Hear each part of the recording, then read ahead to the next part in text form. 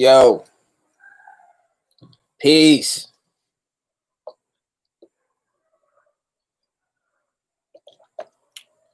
What it is. Who we got early? We got Davon Birdie. Peace. Mad Titan. Peace. Lee Sam 7578. Peace. Neophyte the God. Peace. We cracking. We're gonna get into some simple shit.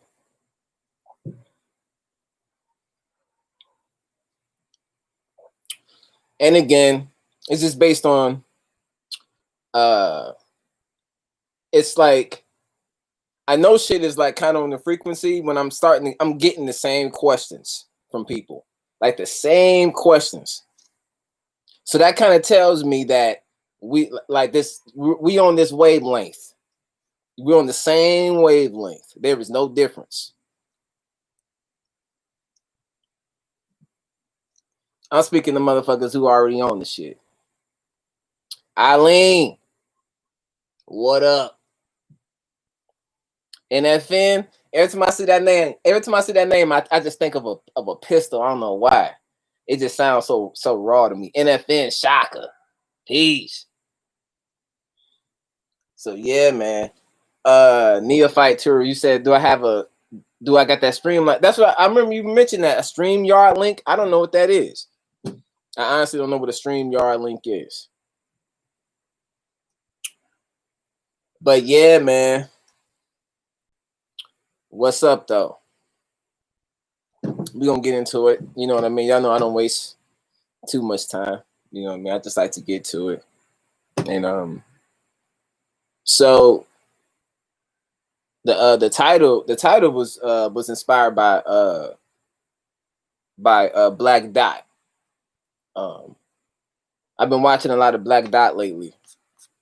His perspective is very ill, you know, and I appreciate him having the courage to put his idea on a platform. You know what I'm saying? It takes a lot of courage to put yourself out there and be unapologetic, you know. So shouts out to Black Dot. You know what I mean? He inspired the title of this video, which is called Head Movies, because he'll say before he'll say something, he'll be like, well, let me go with my head movies. You know what I mean? To like kind of put it together. It's real fucking funny. So if you're not familiar with the Black Dot, he's been around for a long time in this conscious thing. In its inception, he was around during a lot of the ground roots of a lot of things that was happening. His YouTube channel is Urban X. Definitely check him out. His perspective is so, you know, it's very on point. Very on point. I learned a lot just from watching that. I learned a lot.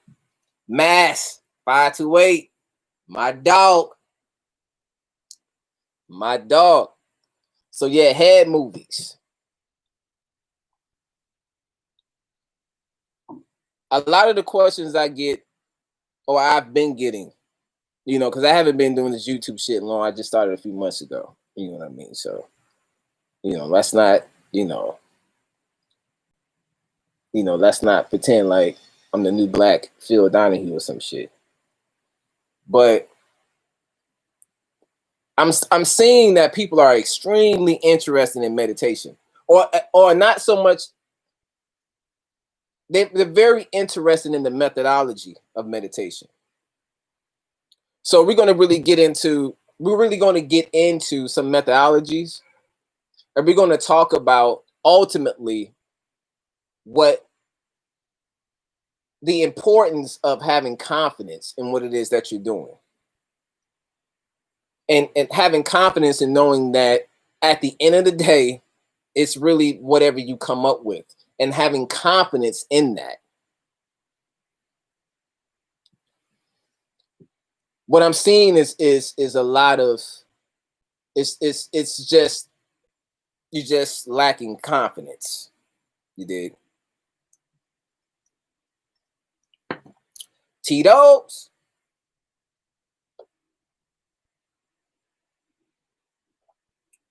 So when you have this fantastic idea and you're sitting down, you're meditating, and you say, okay, I want to meditate the music. And then you lend yourself to question. You say, like, okay, I've decided to meditate the music. I put the headphones on and I'm chilling, or I just got it on a Bluetooth speaker, whatever the fuck. And then you begin to confuse yourself, because then you ask yourself, are you doing it right? Because you're not sure how to meditate the music outside of just listening. You understand what I'm saying? So this is when imagination comes into play. You understand what I'm saying? Imagination is so important. Once you see, the older you get, the less important imagination becomes, is because you attribute it to your childhood and it becomes childish. So you begin to look at it as childish. So now as an adult, when you begin to meditate, you begin to look at it from an adult's perspective, and you're trying to logically do it. And that's where you get stuck. You have to really, you gotta be ready to improvise. You understand what I'm saying? You got to play jazz music with yourself.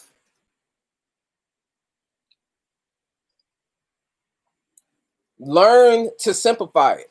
Like, if you're gonna listen to music and meditate, I'm just saying, just get wild with it. Like, when I'm listening to Billie Holiday, you know what I'm saying, I just go to like to the Cotton Club.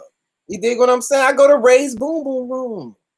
You see what I'm saying? Like, I just listen to Billie Holiday and I listen to her voice. Oh my goodness. And I could just go there. I could just smell the smoke.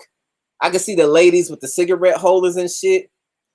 All I got to do is think about Harlem Nights. You know what I'm saying? And I could just go there, and I could just see Billie Holiday just up there doing her thing. She got her quintet band up there, and I can make the band members whoever I want. You understand what I'm saying?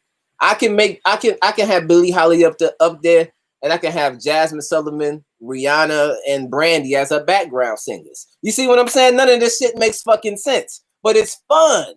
So you're using your imagination. You're going no bounds, no limits. You understand? I see them up there singing background for Billie Holiday. You understand? I see Rihanna up there with a blunt. I see, you understand what I'm saying? I'm seeing Brandy up there with her braids. You understand what I'm saying? Shit gets ill.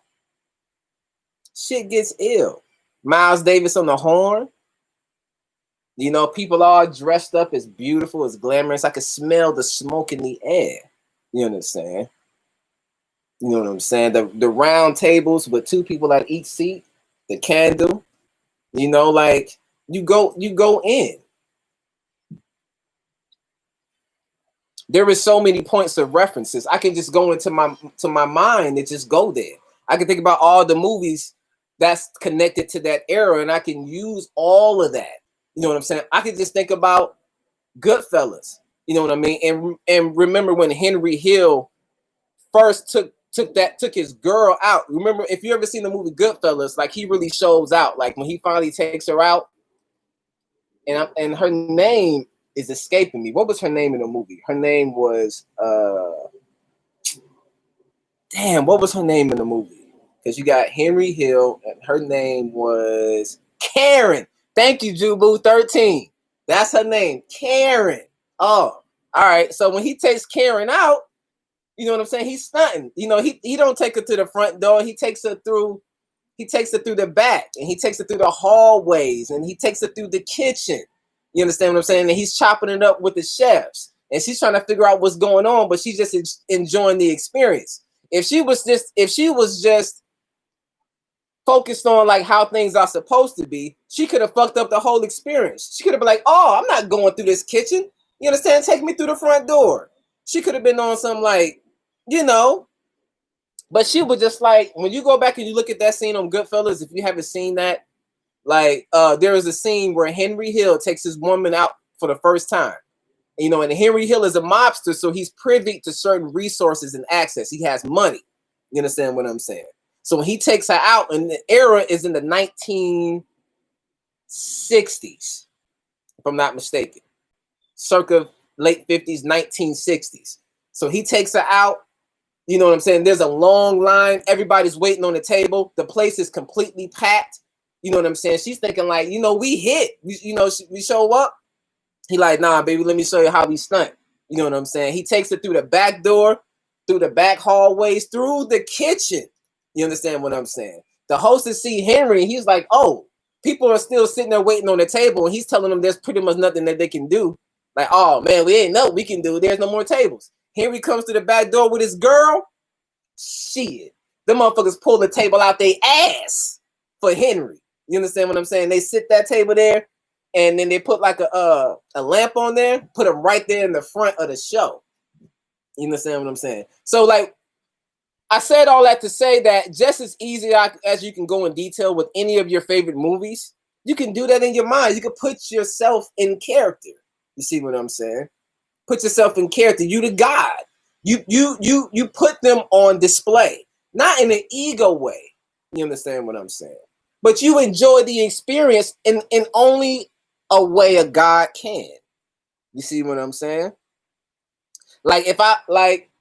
Like if I want to imagine basketball, I imagine like all the greats playing and what they would be doing. Simple shit. And I see them all hooping and I see the outcome. You see, you go crazy. There's nothing. You know what I'm saying? No bounds. So as soon as you ask yourself that question, like, how do I meditate to this and that, the third? Always remember to just rely on your imagination. That is so fucking key.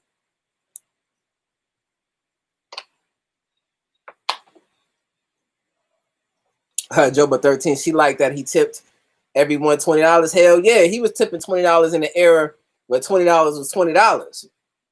You know what I'm saying? He was really stunting for real. I love that movie, Goodfellas. I've seen it 24 times. I done seen all the good mobster movies. I done seen a dozen times more. All the Godfathers, Goodfellas, Casino. I mean, you name it, I done seen them all. Carlito's Way. It's just something about those movies that I just found very interesting. I used to study gangsters a lot. I used to study all the Italians and the five families and how they formulated. I used to study all of that shit. Found it interesting. Just found it interesting. You understand what I'm saying? And then as I'm discovering them and I'm seeing how they're organized and trying to get an idea of what their agenda is, I started to think about, like, I'm sure that there were people like me that were also doing these underworld things. And you'll drive yourself crazy as to why you're fascinated by these things. You're just fascinated.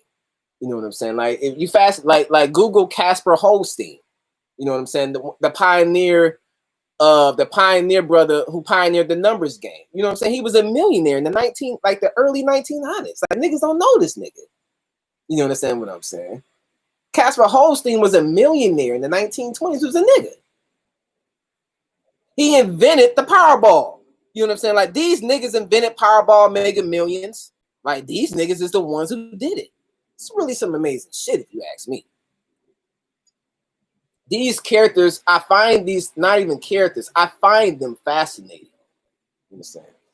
I just find them fascinating, and fascinating in the sense of, like, just wanting to know what made them tick. Why? You understand what I'm saying? Understanding how they grew up.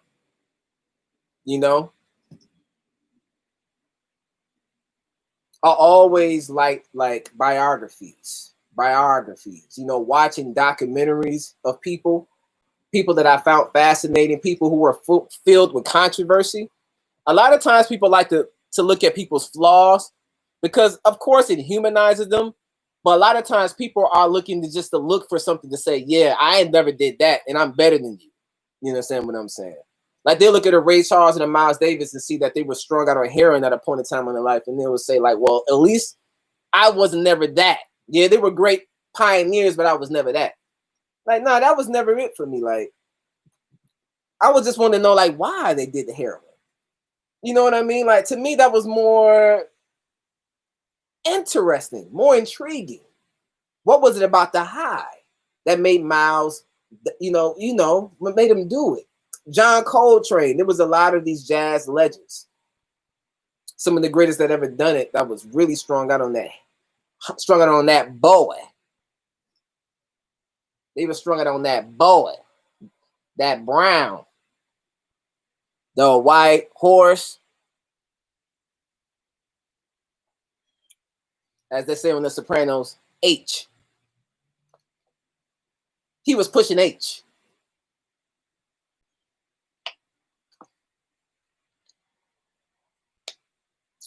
Lee He Rod, what it do?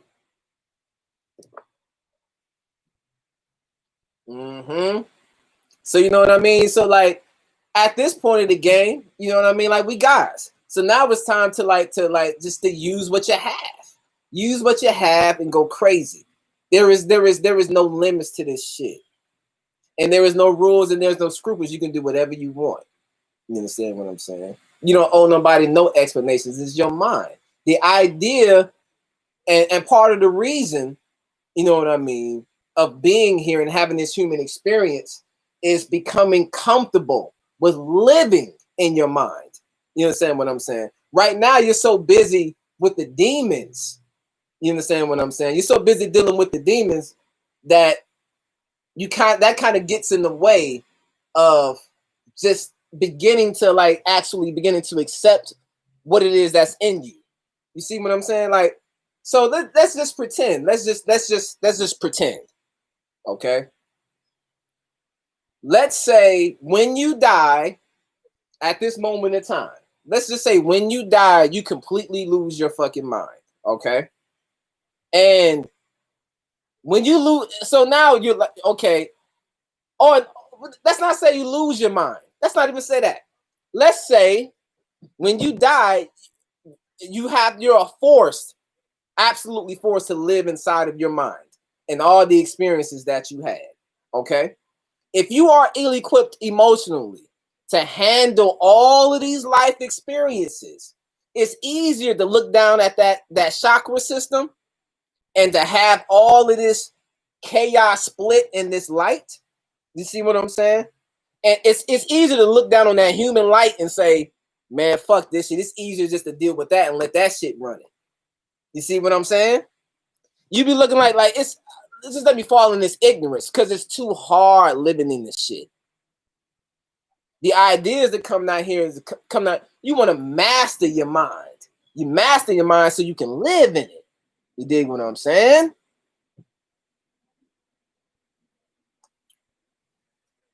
There is nothing in my mind that is foreign to me. You know what I mean? In the sense that my heart ain't open to, that I'm not willing to explore. So, you know, I'm not scared of my mind anymore. You see what I'm saying? So you want to lose that fear of exploring your mind. Like imagine,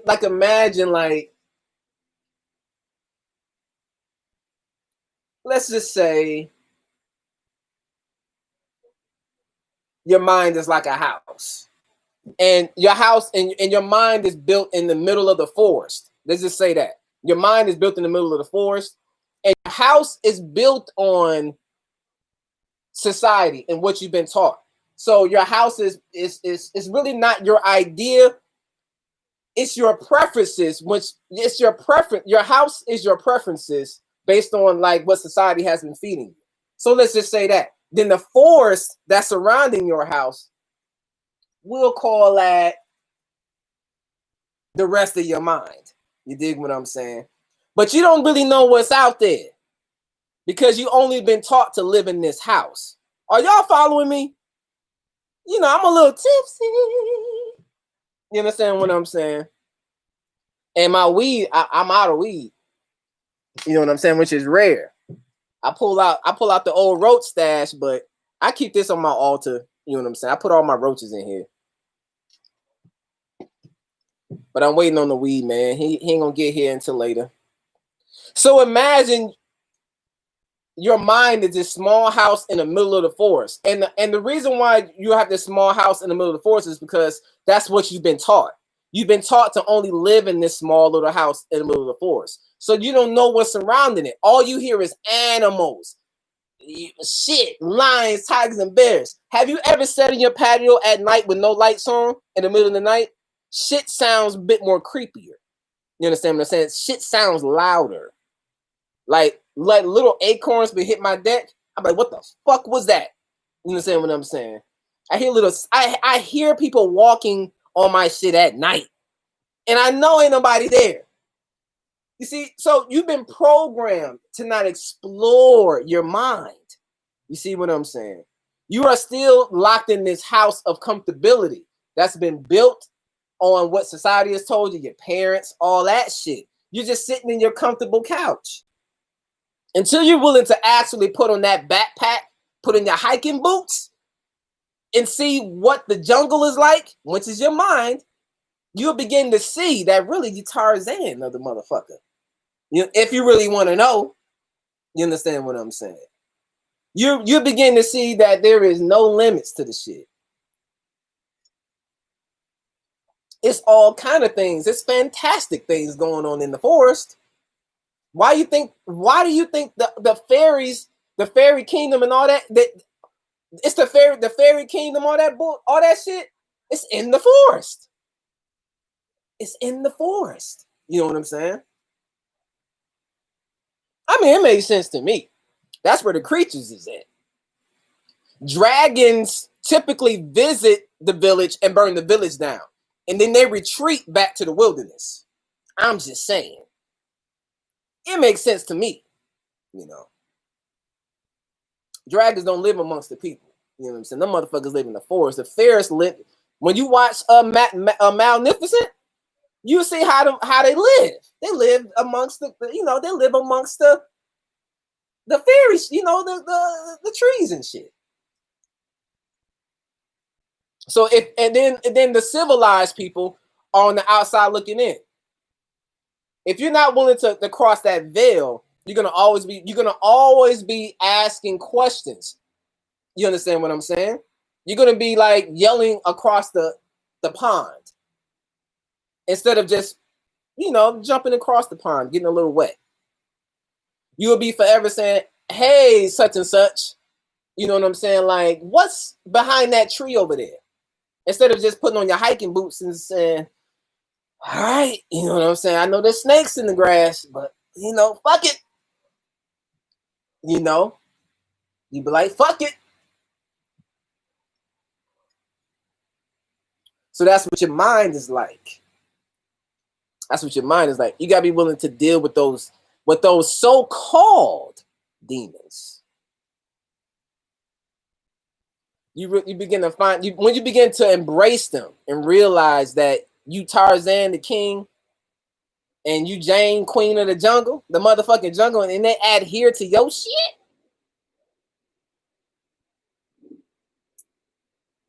Oh,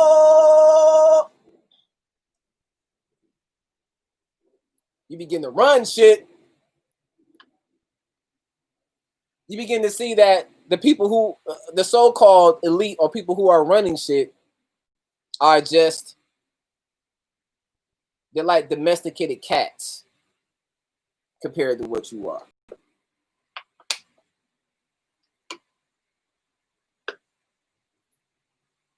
They're like kittens.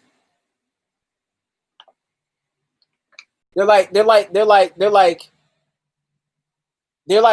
y'all ever seen that portrait of those dogs playing poker? If you've ever seen that portrait, just Google a portrait of dogs playing poker. There's plenty of pictures of Whitey, of them drawing pictures of dogs playing poker around the desk.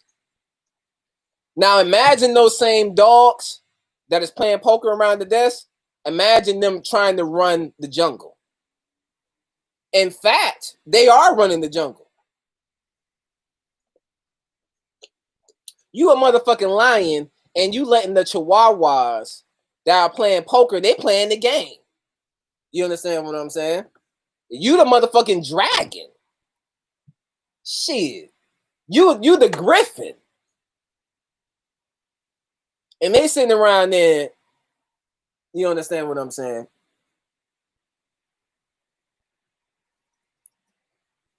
They sitting around there they sitting there got you thinking that you ain't what you are.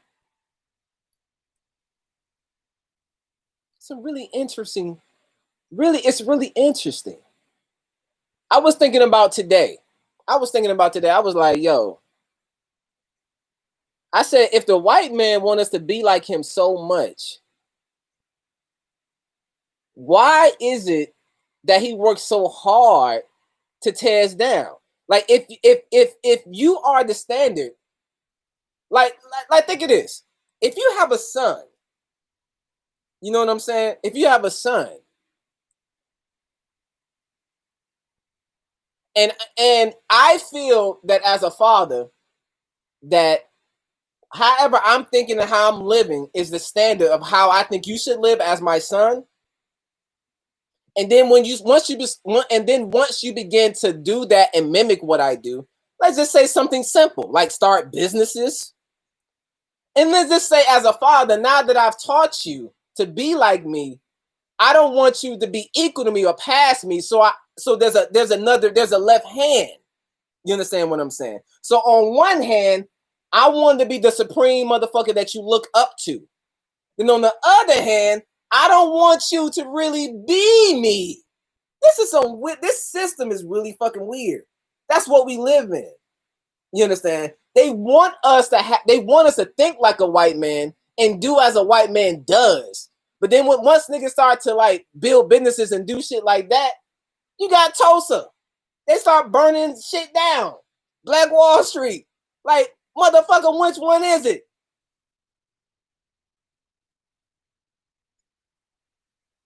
That's all I'm saying. To me, it's real basic. That's basic. Like, why raise a son just to keep him down?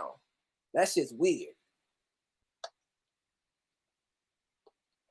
That shit is weird. We live in a weird, weird system. Oh, it's weird.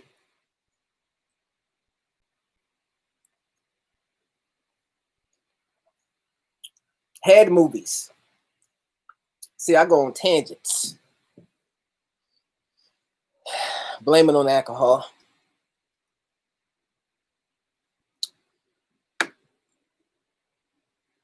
Imagination is key.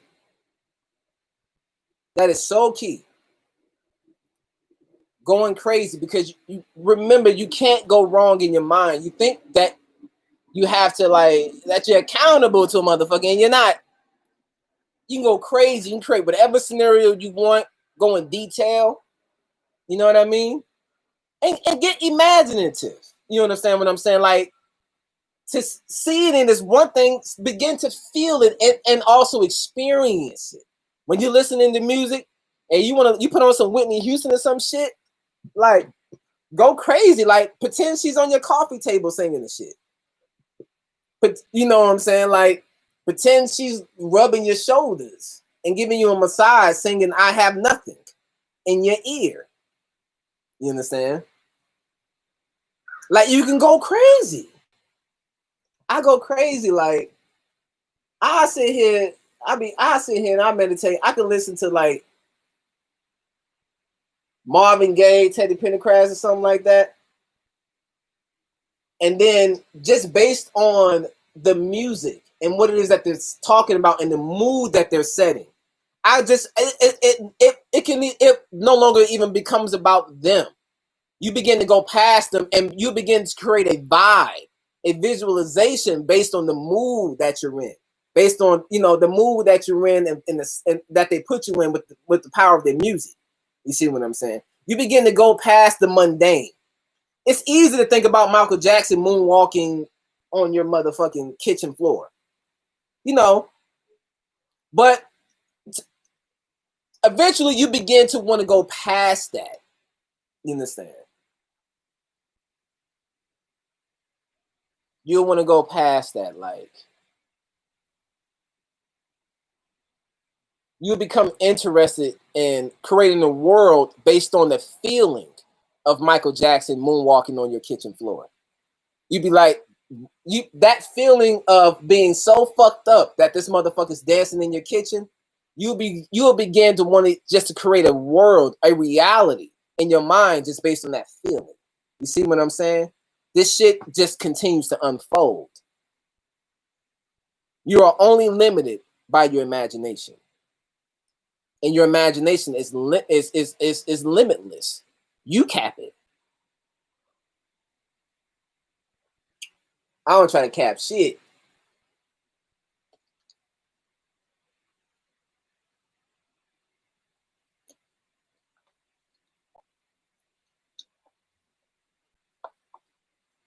Develop that inner confidence. That inner confidence comes with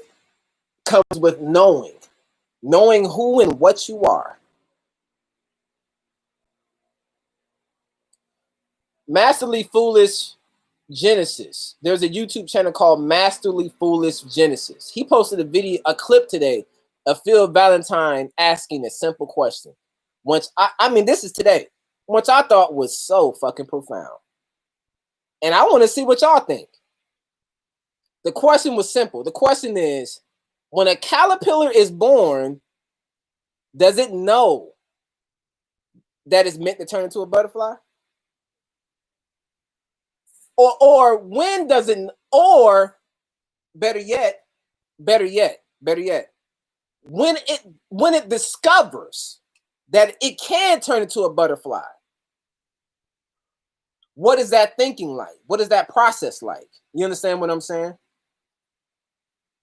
If you are, just imagine, just use your basic imagination. Just imagine if you're a caterpillar and you're just a caterpillar and you just scrunging around, hairy and shit. You know how a caterpillar look. If you ever watch Pokemon, there's a Pokemon that looks like a caterpillar called Caterpie. You see what I'm saying? I grew up on that shit, so I can go into that. You understand what I'm saying, nigga? So once that caterpillar realizes, just follow me on this. Once he realizes that he can turn into a butterfly, you understand what I'm saying? What is that process going? What is going on in his mind then? What's going on in his mind then? Is it is it asking how? You understand what I'm saying? It just does it. It becomes. Sees itself as that. It has to somehow see itself as a butterfly. I believe each female butterfly butterflies lay, the female butterfly, when they lay eggs, I believe they lay 400 eggs, and I believe only like a fraction survive, like 4 or 5. Like maybe like anywhere between 4 to 8 larvae actually make it and survive and become like become caterpillars and butterflies out of 400 eggs. So, it's nature. It destroys 98% of things. That's just how it balances things, because otherwise you have butterflies coming out your ears. But I just found that interesting. A lot of people, I'm starting to see that that's where certain individuals are stuck. You see what I'm saying? They're stuck on that.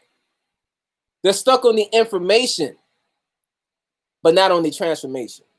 You see what I'm saying? Stuck on the information, but not on the transformation. For me, once I learned that I was God, which is the butterfly, whatever. Once I realized that I was that, I became enamored with the transformation. The information was whatever. That was secondary. That was really just food. You begin to see that intellect is just food. Like you eat that, you devour that. You understand? Imagine trying to retain everything that you eat. Ugh. Eat the fish, spit out the bones. as the elders say. So,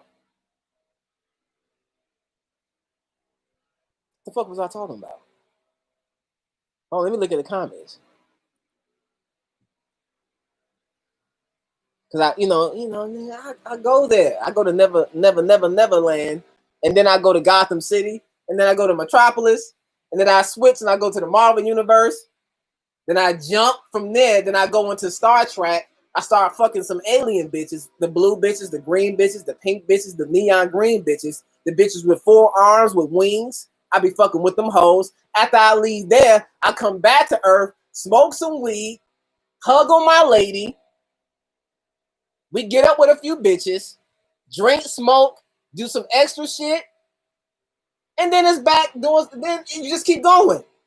Fuck that. It's like you begin to see that the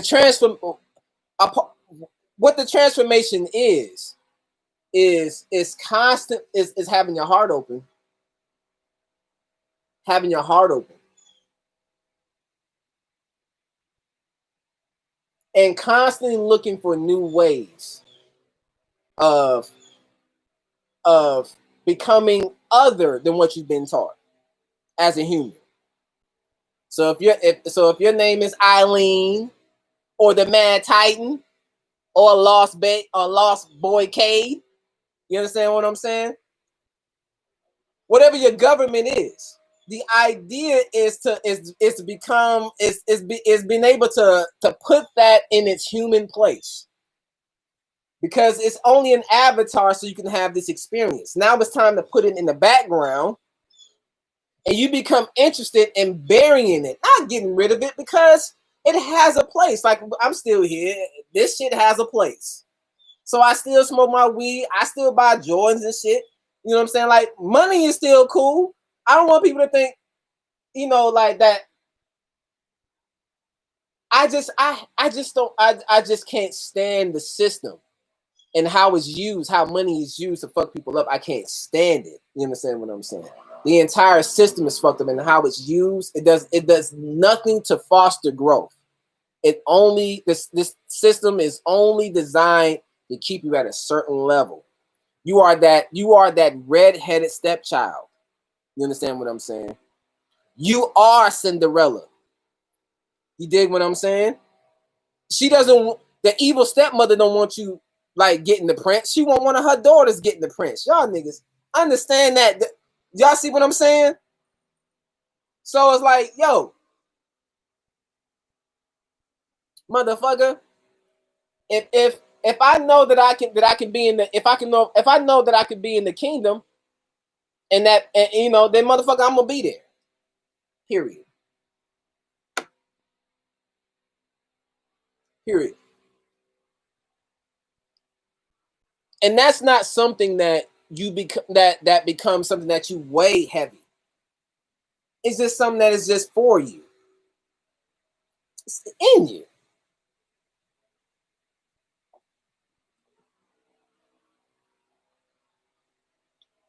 Oh, Eileen said, talking about a caterpillar mind state when becoming a butterfly. Oh, okay, I was on that tip. I was still on that Phil Valentine tip.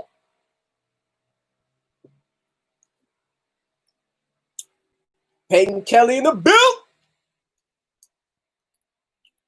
Chicago's fire spitting serpent. He says, "What up, Kenny? I looked up Robert Johnson. He has a very interesting story. I never heard of him until you was talking about him. Good look. Word up." And shout out to my boy Aaron from my old job who put me on Robert Johnson. He just came out of the blue with it. So I know it was spiritual. He came out the blue with it. It was no coincidence that Netflix came out with a documentary soon after. You understand what I'm saying?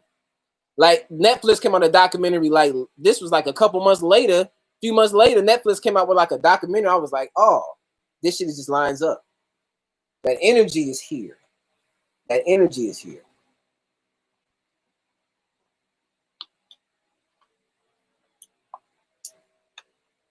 So definitely, if you haven't seen that documentary on Robert Johnson on Netflix, Chicago, do me a favor and put like the title of, I think it's like called like Crossroads. I always forget it.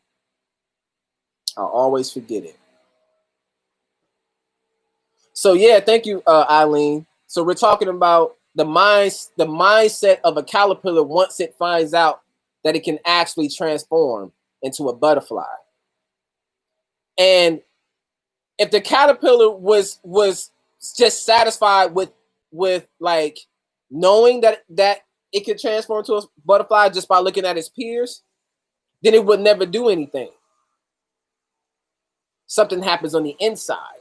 A decision is made on the inside, and then it goes into a particular spot somewhere underneath your deck or a tree, and it builds this cocoon and it gets to work. I want to see niggas build their personal cocoons and begin to get to work. You understand what I'm saying? The wilder you are, the wilder I can get.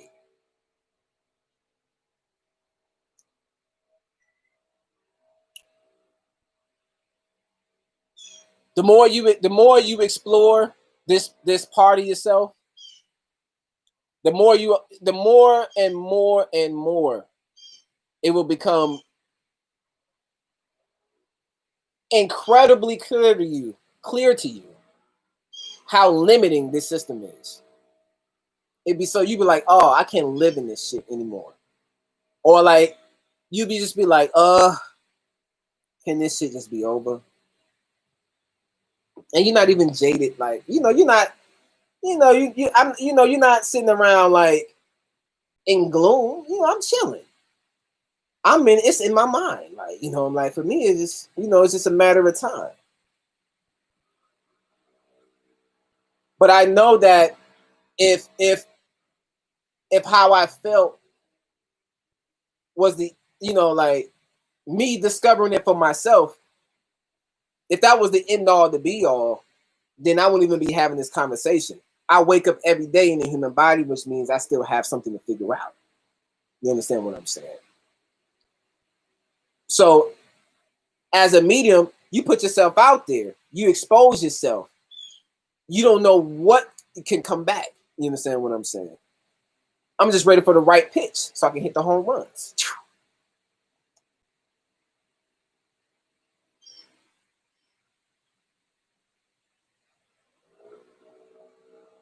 That's what we're doing. That's what building is about. That's what building is about. When you think like a white man, you just become happy with being the caterpillar who could potentially be a butterfly. You'll be happy with knowing the science of it. You be one of them niggas. You be one of those caterpillars who can tell other caterpillars how the transformation of a butterfly happens. You be giving them all them details. You be Professor Caterpillar, and you be still a caterpillar, but you be Professor Caterpillar though. You have your degrees. You understand what I'm saying? You have all your beautiful credentials. Now I'm not shitting on that, but what I'm saying that there is levels to this shit. I'm not interested in hearing motherfuckers talk about, you understand, motherfuckers who are still caterpillars talk about what butterfly is. No, motherfucker, what a butterfly is at so I can get to it. Motherfucker, where did you build your cocoon? How did you do it? Why did you do it, motherfucker? Motherfucker, what is it like to have those wings? Damn, I see you be getting down. Damn, the wings is pretty. Did you design that? Or does it just happen? The butterfly is gonna be like, motherfucker. He gonna be like, just, I don't know. The butterfly just ain't got time. It's too busy doing butterfly shit. And that's okay because the butterfly has already figured its shit out. It's already a butterfly. So now we are in an environment to now, like, we have to love one another. We got to have that compassion, that unconditional love for one another, to want to like come down. You got your wings, you're a butterfly. So now it's time for you to come down to the caterpillars, to the ones who want to know. You understand what I'm saying? To the ones who truly want to know, and they've been taught their whole lives one way or another. And these certain individuals are no longer satisfied with just knowing that they could be a butterfly. They're ready to transform. They're ready to fucking transform. You understand? Because when a person is of that mindset of transformation, you'll quickly begin to realize that the information just isn't enough. That listen to niggas just preach all day or talk shit about nothing, you be like, you understand? I'm trying to get somewhere. I'm trying to get somewhere. And this shit that you talking about is just information. When you get to that point, nigga, you be like, that's kind of like a nigga. That's kind of like a nigga who can tell you everything about a Bugatti, but ain't got one. He can sit there and tell you that, like, I can sit here and tell you that a Bugatti is what, 1,200 horsepower, has a W16 engine designed by Volkswagen. They lose a substantial amount of money in each one that they sell because they make it in order to sell their lesser known products. It's an old business trait. Mercedes is not interested in you buying S classes. They want you to buy the E classes. They want you to buy the C classes. They put the S classes up there is because they set that as a template. That's why they call it flagship. They set a flagship car up there, like Mercedes. Their flagship vehicle is the S class. They know the average motherfucker can't get the S class, but it represents an idea of what you could achieve if you begin with this C class. So you can get the climate of an S class. But then you begin to realize once that car note hit, and then all of a sudden, 6-7 years later, you really just getting another C class. You're getting the new C class. That's what you see a lot of niggas get. You ever seen them niggas who get a Tahoe every year? Who get the new Ford Focus every year? You understand what I'm saying? They're stuck. Remember, it's not about the material. I can get the fuck less. You understand what I'm saying? But we're talking about mindset here. You dig what I'm saying? We're talking about mindset.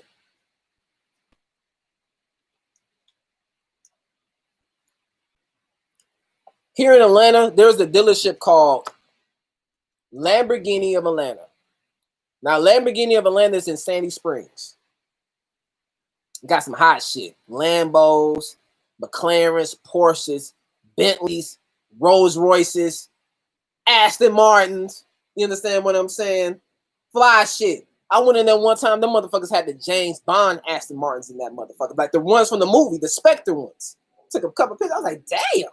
They had like Bryan Singer customized Porsches in this motherfucker. Y'all know, if I ever heard of Bryan Singer, he is known for customizing 911 Porsches.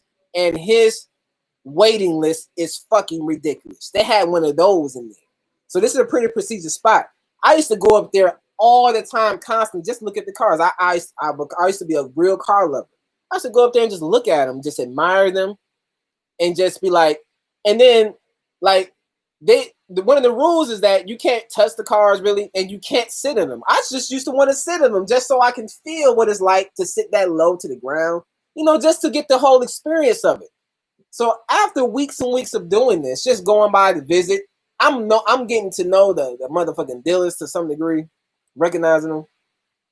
I remember going up there one day as I'm going back to my hoopty, as I'm leaving. I remember looking back in that parking lot was like, that car lot was like, it's no longer fun enough. And it's no longer fun just coming here looking at the shit. I remember having that feeling like, I want to leave with one of these motherfuckers. And been back really since. It's been years. It's been at least damn near 2 years.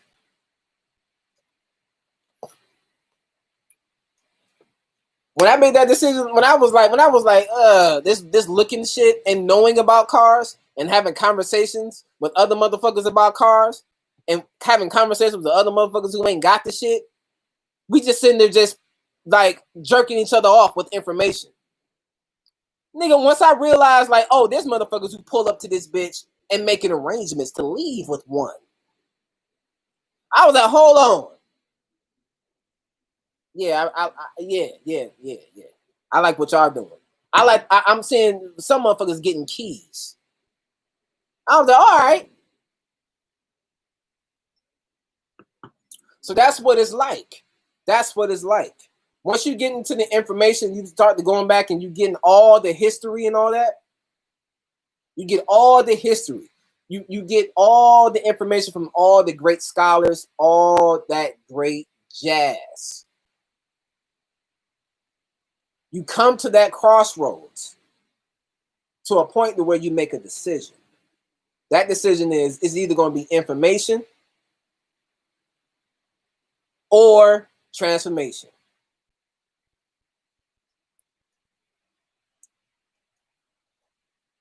Yep. Nigga, for me, nigga, when I found out that other niggas could fly, nigga, I said, nigga, I must have wings. Nigga. Shit.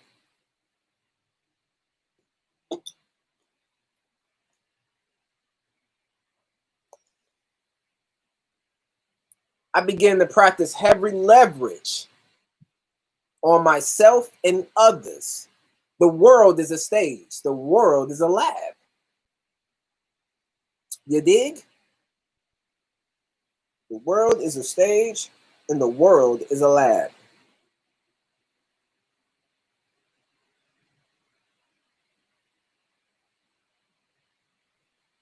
If you don't want to perpetuate something, just learn from somebody.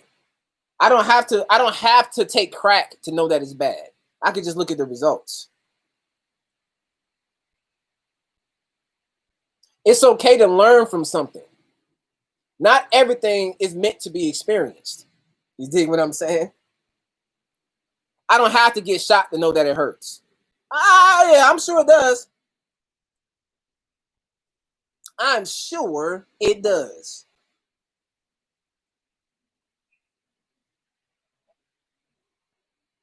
I don't need to know what's in crack. You see what I'm saying? Some niggas get caught up in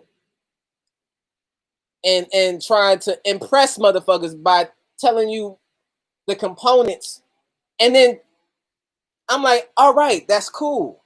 And that's great information. You know what I'm saying? But now what? Now that I know what's in crack, I just know not to do it. Just say crack is bad. Shit.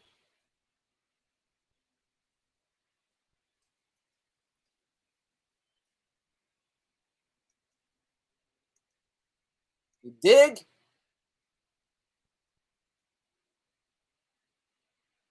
Give me 1 second. I need to share this shit.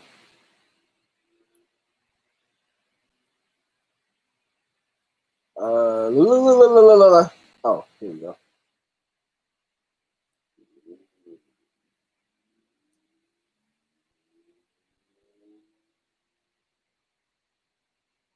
You dig? You know what I'm saying? So we dribbling.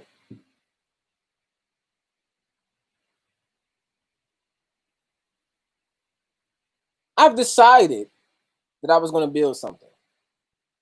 This came after a lot of thought. I decided to build something.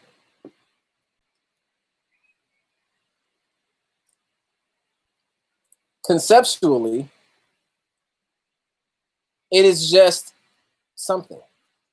It is like a place where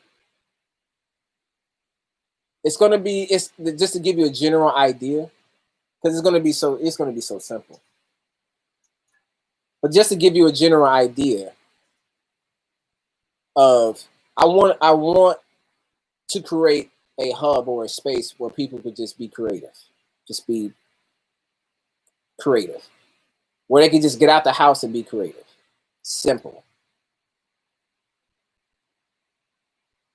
Where they can just go to a place and a real chill spot where a person has an acoustic over there and a person over here has a horn, and they just get together and create music.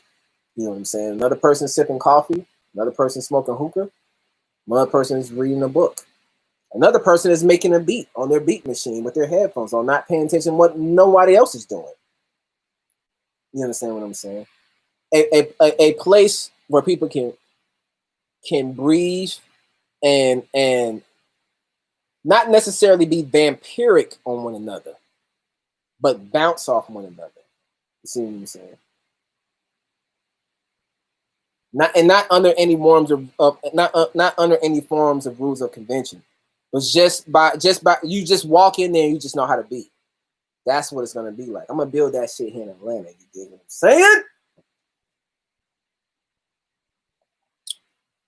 I'm putting that shit out there. And I'm putting it out there because I'm holding myself accountable to that. Because it's in my heart. It has nothing to do with business. It has nothing to do with making big money.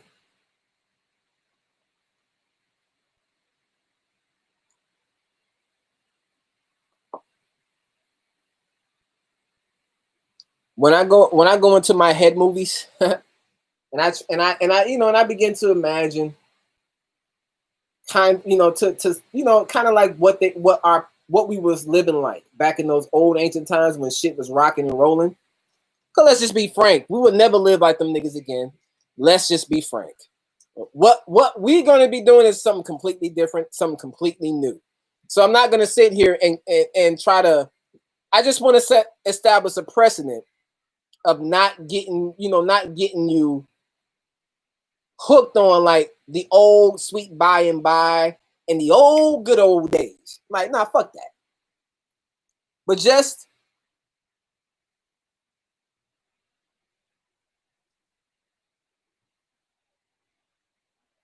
if you never heard a song before, if I'm telling you about a song that I like and you never heard it before, all I can do at that moment is just hum the melody to you, just to give you an idea. Does that make sense? So when I sit back and I think about how our people were living and they were really doing their thing, I'm really just kind of humming the melody of what that climate could have been like. The best way that I can describe it, because the shit came to me in the spirit. The best way I can describe how they was living, like imagine if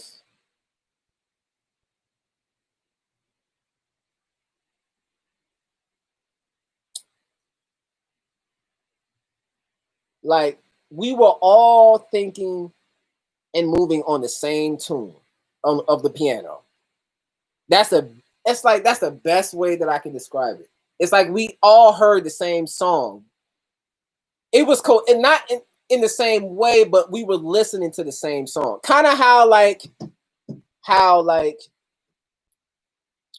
we all listen to the same song of police brutality, how we all listen to the same song of like Bill's Society, how we all live same song of like teenage pregnancy, of all the bad shit. You understand what I'm saying? We're all singing that. We're all singing the tone of current humanity right now. We're singing that. So the idea is that as we begin to want transformation, what is going to begin to take place among us, because it's going to grow. The song is going to begin to change. You see what I'm saying? Do y'all understand what I'm saying? I know I'm a little tipsy, but right now we're singing the song of poverty. We're singing the song of not knowing who we are. We're singing the song of like the NBA is important. We're singing the song like economics is important. You see what I'm saying? Back then they were singing a different song like being God. Oh. See, sometimes we're so caught up in the philosophies that taking simple is hard. You know what I'm saying? It was really that simple. We were singing a different song back then. We was marching to a different beat, to a different tune. A tune of like godness. That's how we was moving. It was really nothing to it. The masses and the regular folk that walked the street, they was They was marching to that tune. That filtered down, you understand, from the gods, which is us, which is those who was watching this video, which is everybody that's in this chat room, everybody that's in the cult, the masses, all the babies that's out there in the streets. They was marching to the tune of what the fuck that we was singing. I'm just gonna keep it 100 with you.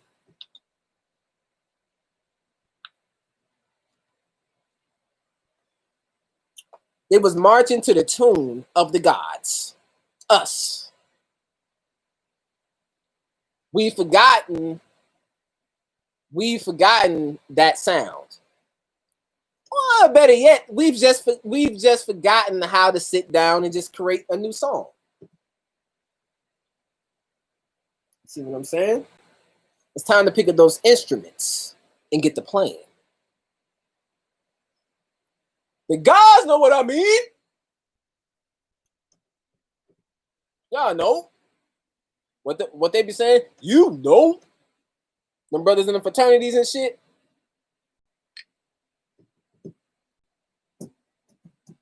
That's it. You gotta start singing a new song. That song is not human. That song is singing praises to you doing God's shit. What is God's shit? Making that decision of wanting personal transformation for no other purpose of getting your wings. Once you get your wings, who knows what happens from there? You understand what I'm saying? If I can sit, there is no point in me sitting here telling you what happens after you become a butterfly. Motherfucker, that ain't up to me to decide. Once a butterfly becomes a butterfly, them motherfuckers go their own separate ways. You see what I'm saying? So I'm not interested in telling you how to fly, nigga, what colors to put on. That's why them motherfuckers all got different patterns and different types. You put on your own coat. Let me see how pimpish you is, nigga.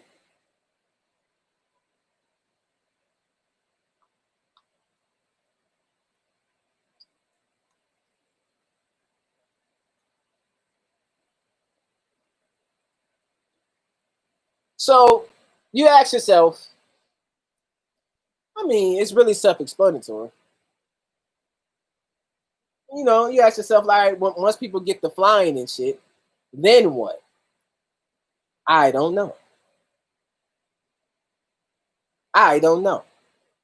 But one thing I do know is that I'm the type of dude that if I take the time to climb up the mountain, I'm not going to just get up there just to look. You understand what I'm saying? I'm trying to see what the fuck is up there. You see what I'm saying? Some people are just happy with saying that, yeah, I climbed the mountain. I came up and down. I came up and down. Nigga, I'm trying to see what's on the other side of the wall. And I'm not interested in telling niggas what to do once they get to the other side, because I'm confident that the guys will know exactly what to do once they get on the other side. Just how a butterfly knows what to do once it metamorphosizes. You understand what I'm saying? You will know what to do. So, nigga, far be it for me, you understand, to try to teach a God what to do.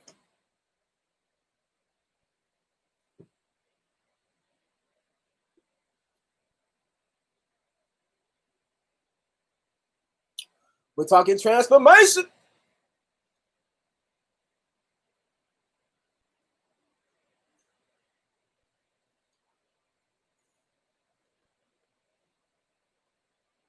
Let's see what's up in the comments. You know, like, man, fuck.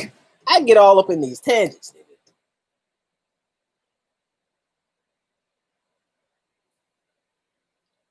Let's see, man. See Noise? What up? Harmony 9? What up? So we chilling. We chilling, man. So shit. Like, was there anything that I said that was confusing? Like, you understand what I'm saying? Like, y'all can chime in. That's why I do these lives, because I like how interactive it is. You understand? I mean, that's dope. Because I could talk all day, as y'all can see. You know.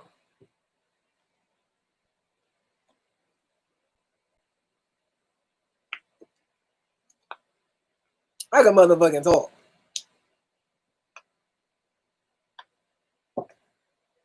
So for those who are just coming in, it's like we're talking about meditation, having confidence in your own methodologies and how you do it. You can go crazy because you can't go wrong. You understand what I'm saying? If you want to have shit, if you want to, like, why do you think people always talk about who would win in a fight between Dragon Ball Z and Naruto? Although those worlds may never come together, you understand? Because that shit can't exist. A lot of times that shit can exist under the systems because this system breeds competition. It breeds separatism. You see what I'm saying? It breeds, like, it wants its own fans. So that's why you never see, like, it's rare you see crossovers. Too many egos involved. But in your mind, get your ego out the way so you can really, like, have a real childlike imagination with the shit. You understand what I'm saying? Like Matt said, like, yeah, Ali and Tyson, like, yeah, you can have that fight in your mind. It's easy. You can have that fight in your mind. Like right now, I'm imagining Floyd Mayweather versus Ali. And I'm seeing how that shit is going. I ain't even got to go into detail. So what is the point once you master this visualization? The point is to constantly use that visualization to transform yourself. You understand what I'm saying? As you begin to transform yourself, you begin to see that this reality will begin to match that, which is what I'm waiting on. If the world is taught to be nuns and I like strippers, you see what I'm saying? And I know that the nuns are what's, like, and I see when I peek through the door, I catch them like watching stripper videos, but they still putting their nun outfits on and they're still going out into the world. But I know I like strippers personally. So it's like, I'd rather put the right energy out so we can create an environment that makes it comfortable for nuns to shake that ass. You see what I'm saying? They have made it uncomfortable for you to be who you are under this system. This system has made it uncomfortable. See what I'm saying? You know you want to shake that ass, girl. You know you want to shake that ass. But what are your friends that you grew up with in church and all that going to think of you? What are your parents, your aunties? When you go to Thanksgiving and shit, can you deal? Can you deal with the fact that you really a stripper?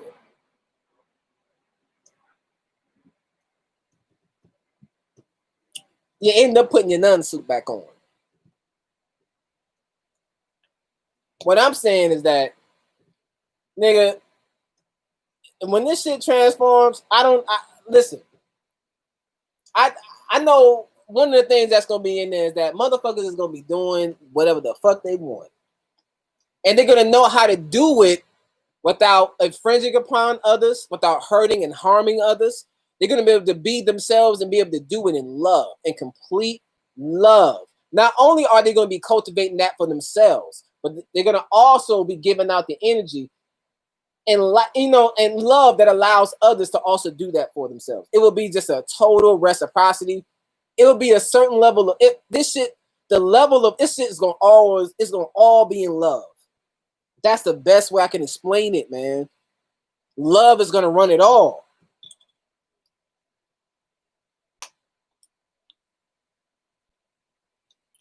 When you have unconditional love, you want the best for everybody. It's nothing. It's not a chore. It's like, nigga, you want to be a DJ? All right. Shit. Let's figure out how we're gonna get you equipment. Like it'll be like that. It would really be like that. It would be any kid in the neighborhood, any kid, any man, woman, and child. All of us guys. It wouldn't even matter. Anything you want to do. What are you in? It doesn't matter. You can do it anything. We'll make sure that you have every medium necessary to express that. But we're too caught up in money and profit. We're too caught up in somebody passing us up. You see what I'm saying? If you're caught up in a motherfucker passing you up, then like imagine like if Julius Erving, met Michael Jordan while he was in high school and told him that he didn't need to really, you're good enough. You ain't gotta play, you ain't gotta practice anymore. You know what I'm saying? You killing these high school kids. Oh, I can see right now the way you playing right now, Michael, in high school is good enough for the league. You ain't gotta work out. You ain't gotta take no extra shots. Nah. You say like, nah, that kid is nice. And I want to see what is the potential of what he could be as long as he continues to invest in that part of himself. I heard Black Dot say something profound. And it just makes basic sense. Like Michael Jordan, he could have been working in a factory. He could have been anything. Think about what was it that was in him. See, this is where people forget. You understand? We're too stuck being caterpillars. You understand what I'm saying? You begin to ask yourself, what was it that was in him that compelled him to want to perfect that? That's what you want to get in touch with within yourself. I found out that I wanted to perfect what was in my mind. My own head movies. I want to be the master director, the Scorsese, the Spielberg, whatever the fuck. I wanted to be the master of my own head movies.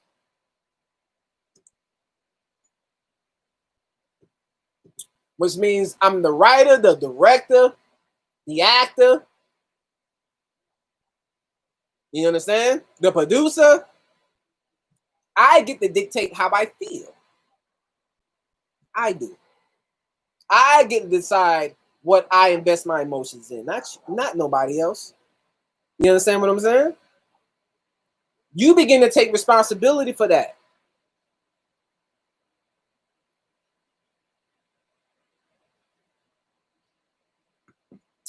Mansa, you waiting on your weed, man? You drunk? Hey, it's 3 in the afternoon, Tuesday. Cup full of Tito's, nigga. And I'm out of weed. That's because I share so much fucking weed, man. Fuck, nigga. I passed the blunt too much.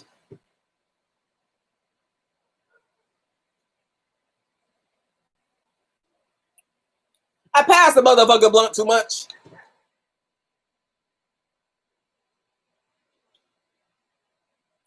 The gateway drug.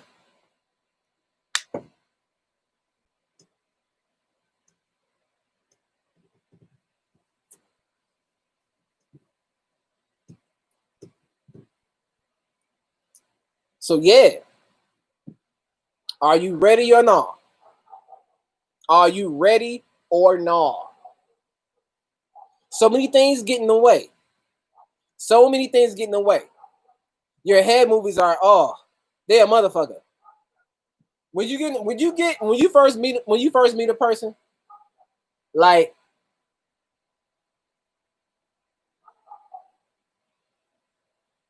be honest with yourself.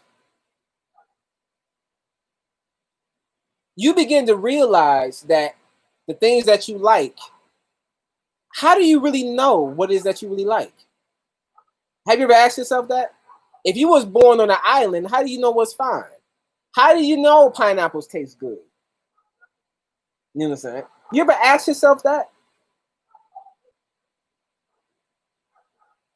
Your preferences? See, these are the things that are a part of the forest of your mind. The forest of your mind is those uncharted territories that you have not explored of yourself. And if you have, it hasn't been too much, is because when you seen that monster poke his head out the trees, you jump back and you go back into that comfortable house that society has built for you mentally. You see what I'm saying? It's time to deal with yourself. So you can get past it, so you can get down to the real work. The real work is personal transformation. How is that transformation that happens? By impacting the subconscious mind. What is the subconscious mind? That internal real part of you. The conscious mind is the part like this right here, this shit, like, you know, like this, you know, your basic mundane. I got to go to Walmart. I got to wash my ass. I got to get a pedicure. I got to get a manicure. I got my hair done. I got to go do this. I got to go do that. You understand what I'm saying? That basic shit runs, you know, that runs your basic mundane shit. But that true internal part of you understand what I'm saying? That true internal part of you is what you become enamored with wanting to master.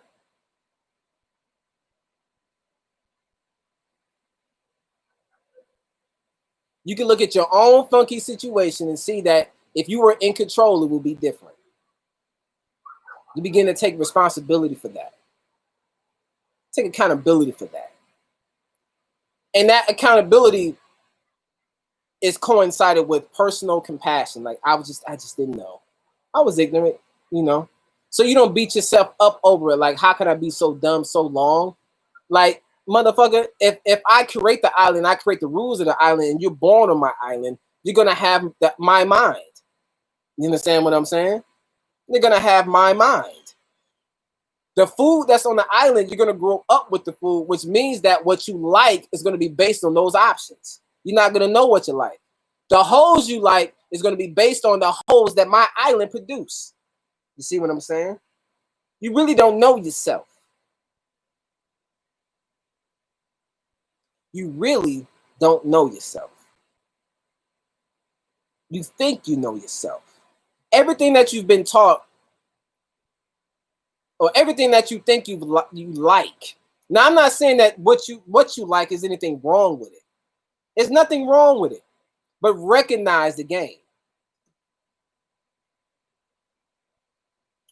If you can be taught to like hamburgers, you can also be taught that Jesus is God.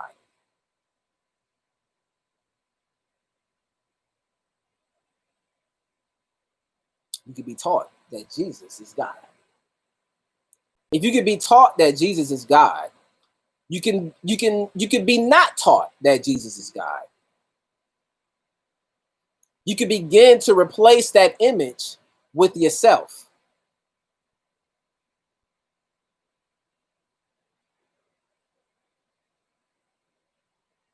Your conscious mind takes that information and say, okay, I can replace myself with the image of Jesus, then I become Jesus, then I'm the God. That's what your conscious mind says. That's just the information part of it. The work is actually convincing your subconscious mind, going into the head movies and seeing yourself really is that. Convincing yourself is the work. That is the daily process. That is the work. That is the caterpillar turning into the butterfly. Doing anything you can to dismiss this false idea of what you've put together, what has been put together based on what's been laid out. I like video games, all this shit. You know, all this shit, I accept that I like this shit, but I also now understand that I've been taught to like this shit. Or I like it for a lack of better options. You see what I'm saying? Begin to imagine just in your own little head movie noodles. What is it that I really like? You see what I'm saying? What is it that I truly like? You'll be a female, and then you begin to get honest with yourself. You begin to realize that maybe I like girls. Maybe I don't want to be married. Maybe I want 2 men. Maybe I want 2 men because you be saying that to yourself, ladies. You be like, I want that because for whatever reason that you like. You see what I'm saying? You begin to become confident in that. It's because you no longer is interested in investing in that old idea of what you thought you used to like. That old shit. Remember, you don't know nothing else. If you are in a pool, and the pool is full of like, I mean, man, this human shit is endless. All the corruption and rape and all that shit and whatnot. If you don't know no better, you don't know no better. You just gonna continue to swim in it. We are swimming in a dirty ass pool.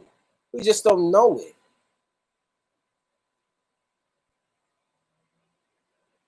We just don't know it. And a lot of us are invested in just trying to clean up the water instead of just getting out of the water. You see what I'm saying? As long as the sharks persist, there is always a chance that the waters can be murky again. I'd rather just get out the fucking pool.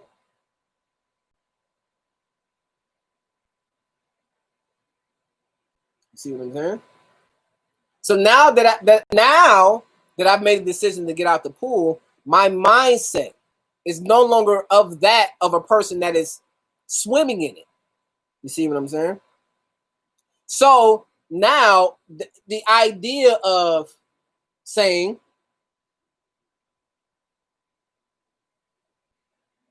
that the black man is God, I'm no longer swimming around in the pool just saying that shit. Like, oh, the black man is God. The black woman is God. And I'm still sitting around here with the scuba diving suit. You know what I'm saying? Like swimming amongst the doo-doo and shit. The black man is God. The black man is God. The black man is God. The black woman is God.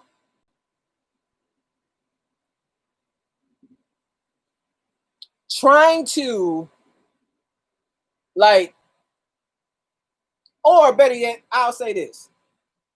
Individuals who are always talking about figuring out a new economic plan. So let's just say that you figure out a new economic plan, a new health plan, and the waters get clear, and the filtering in the pool and all the doo-doo and shit that was in it gets cleared up.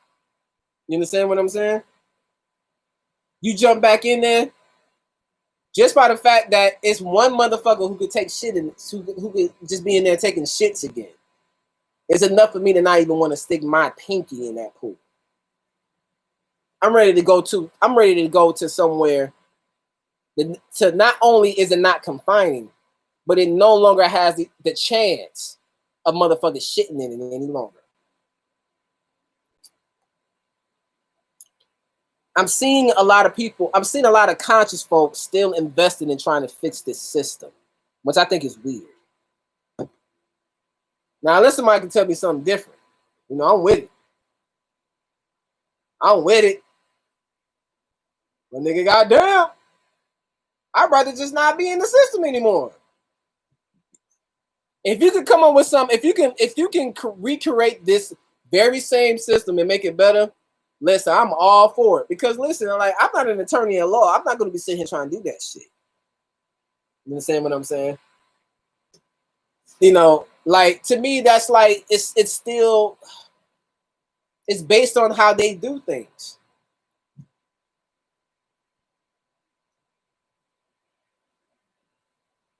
it's easy to sit here and think about things that you can fix. It's like you go to anybody's house, you can see how you can paint their cabinets different. That don't mean shit.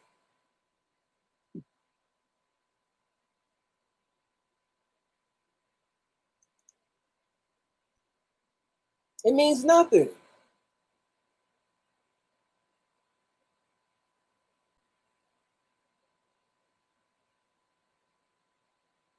Weird shit. Let's see what y'all talking about. Oh, y'all chopping up. Let me see. Eileen said, once I left Christianity, Eileen Atkins said, once I left Christianity and started separating what I taught from what I was truly drawn to, I realized I was different from who my Bible self was. I feel free and still learning me. That's the key. There is nothing more interesting than you. There is nothing more interesting than you. The original party itself made this decision millions of years ago. And that original party itself and all the experiences that it's had, how can you, you know what I'm saying? Like, this human shit is very limiting. I began to realize that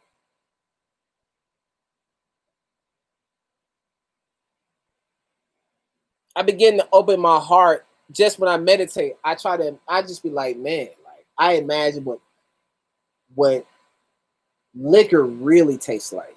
You understand what I'm saying? I'm just so tired of this human shit. I'm just so tired of it.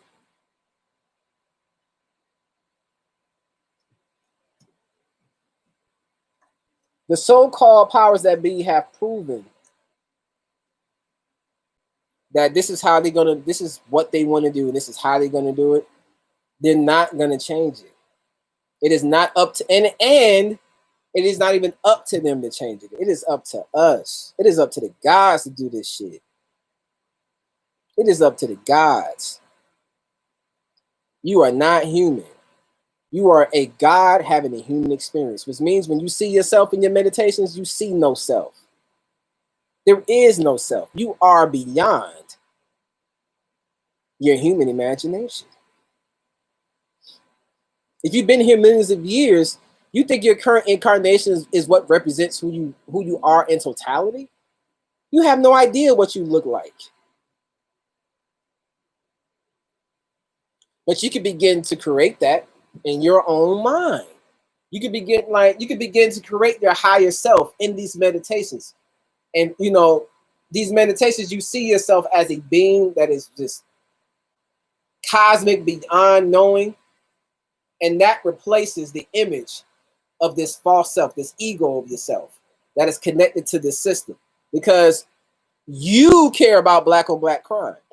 You're supposed to, because you've been taught to. That human self of you, we'll call it Joe or Joseph.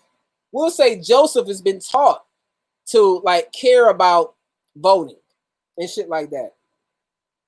But once Joseph has begun to do that subconscious work, you know what I'm saying? You impact the subconscious through repetition, trauma, and symbols, through symbology. That trauma is based on all the bullshit that you've been through that got you to that point. So you have all the trauma. All you got to do is, motherfucker, all the trauma is out there.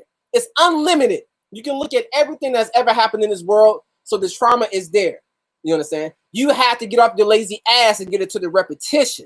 You get into the repetition of you do this shit every motherfucking day, or as often as you can. You get into the repetition of it all. And you get into the symbology of it by replacing that old idea, you understand what I'm saying? And replacing it with something that is unknowing in your mind. You understand what I'm saying? Every day. Chaos being. I am all. I am God. There is nothing outside of me. The mind is all. The universe is mental. I am God. You see what I'm saying? Every day. As you do this every day, your mentality will begin to reflect that. You begin to want things. You begin to desire things. You begin to demand things. that is connected to that mentality, to who and what you are. Because it's just who you are anyway. You're really just putting on your shoes again.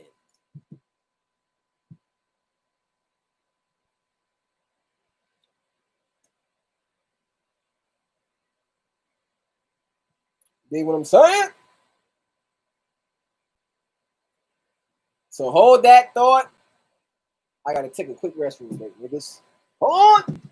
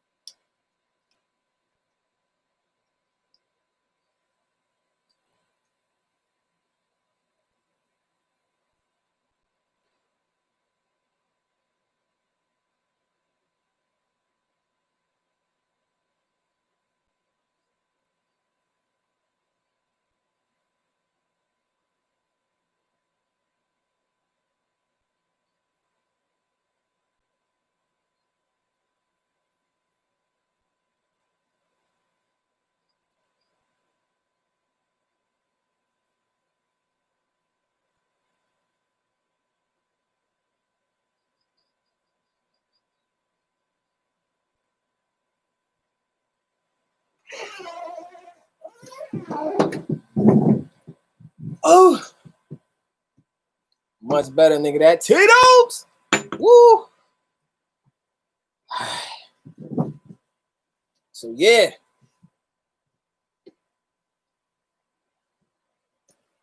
Once your reality like starts to reflect like how you see yourself as a god, and you start to see like you start to get like the results of that. It's kind of like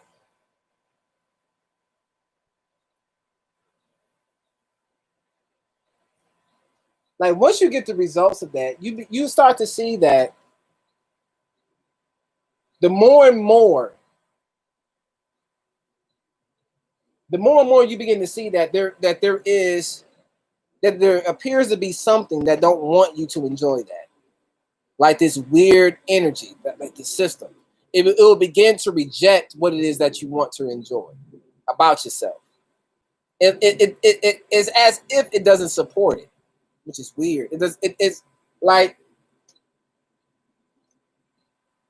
that's why when you at your workplace and shit, they look at you as weird, or they look at you like, why you always seem to be in a cool mood, or like why doesn't nothing seem to bother you, like with your family members or your friends. You find yourself you see yourself as the coolest, most chill person at your group, because your lifestyle will begin to reflect that what is going on within you. If what's within you is God, shit, control, and peace, that's what's going to reflect in real life. It's nothing more to that. It's really a mindset. Your house isn't clean as a result of you just wishing it. It's because you already have it in your mind. Like, I'm gonna have a clean house, so the house will reflect that. Your house will reflect that. But if you're a dirty, nasty motherfucker, your house, I don't see how your house will remain clean. If that's what's in, I just don't understand that just on basic logic. Like, if you mentally a dirty, nasty motherfucker, junkie motherfucker, your house, how in the hell is your house going to be clean if that's your mentality? It doesn't make any sense. It doesn't happen that way. Unless you pay somebody, you have a cleaning service, but you know what I'm saying. Even still, even if you hire a cleaning service, you have it in your mind. Maybe I don't want to do the work, but I don't want this motherfucker dirty. The shit starts in your mind first. This whole reality and situation, all this shit ain't gonna change until this shit happens in your mind. You must have this shit in your mind. And then once they try to put out shit, once they put out bullshit, you will see that it is staunchly different than what's reflecting in your heart. You will begin to reject that. And then you begin to see that they don't want you to have that. You see what I'm saying? They don't want you to have that.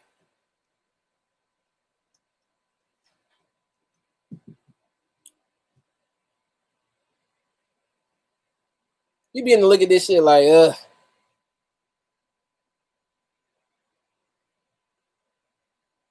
why are we so invested on fixing this system? You would say, well, we're here. We have no choice. My thing is, that just sounds very like, that sounds like a defeated mentality to me. To me, it's like either we the gods or we not. To me, that's the line in the sand. Either we the gods or we not. Otherwise, motherfucker, you just go back to the assembly line. See, like shit. And just going back there, what's going on in the world today? Waiting on them to give us news.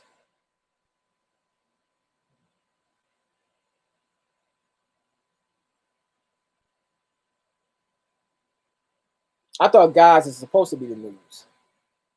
We waiting on motherfuckers to give us news to commentate on. To me, that's very weird.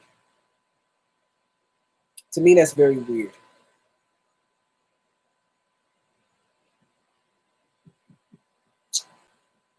You know what I'm saying? I think that's very weird.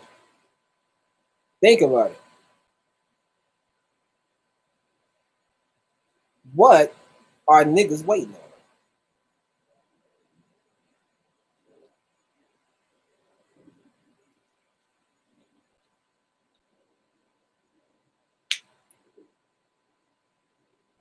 They're waiting on something outside of themselves. They're waiting on this system that has been kicking your ass to save them. They think that they just gonna be sitting. They just gonna say, "All right, we realized we fucked up." Nah, they're gonna fight tooth and nail. I believe that money is the tip of the iceberg. Money is only the tip of the iceberg. They somehow, some way have figured out a way to get high off of us. And it's pretty weird. Like, they figured out a way to get high. They're not living off money anymore.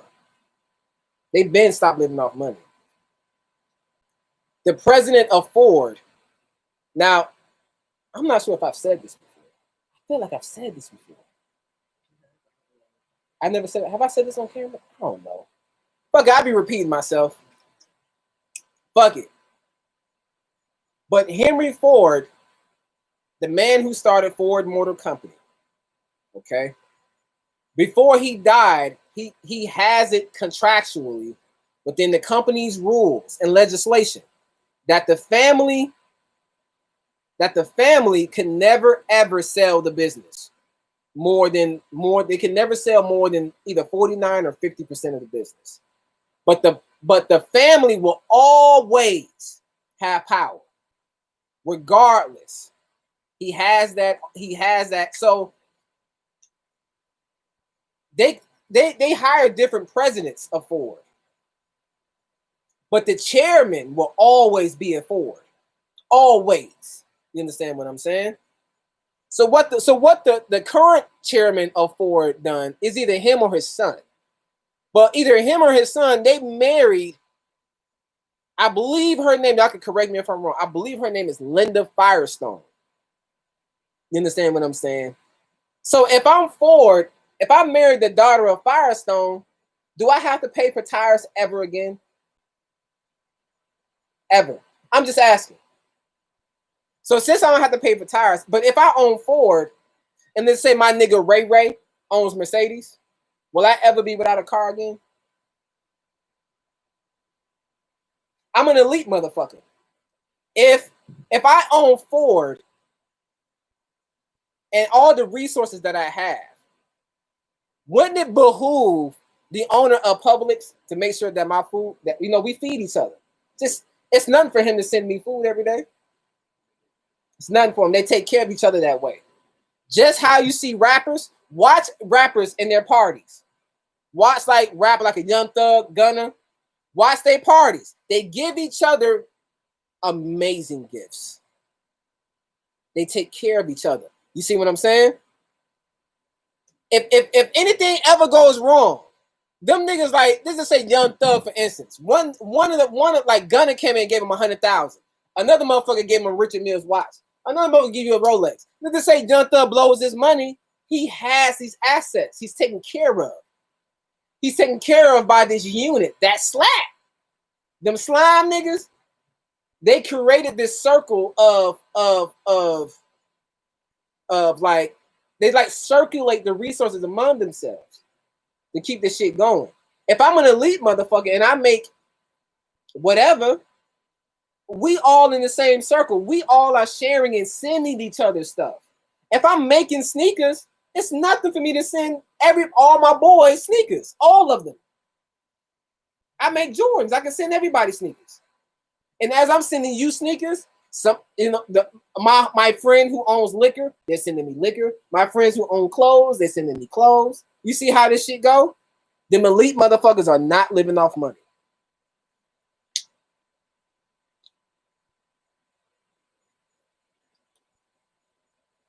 They are living off each other because they don't need money. They don't need money to live. They've gone past that. They use money to control the niggas, the populace. Y'all needed to live. Y'all needed to live. That's how they looking at it. I'm just saying, baby, you mind turning on that fan, dude? I ain't got a little hot. What's the weather out this motherfucker? Shit! 86 degrees. Yesterday, it was like 81, 82. Nigga, it was like out of a fairy tale. Felt so good out here. It made no motherfucking sense.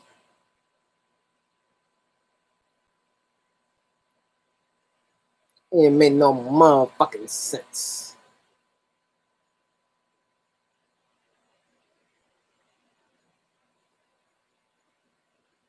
So yeah, man. Woo, nigga, it's time for a rich West.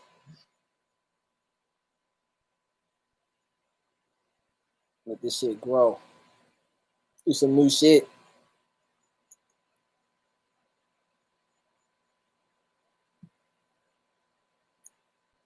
Once you hear all this information, you know all the scholars.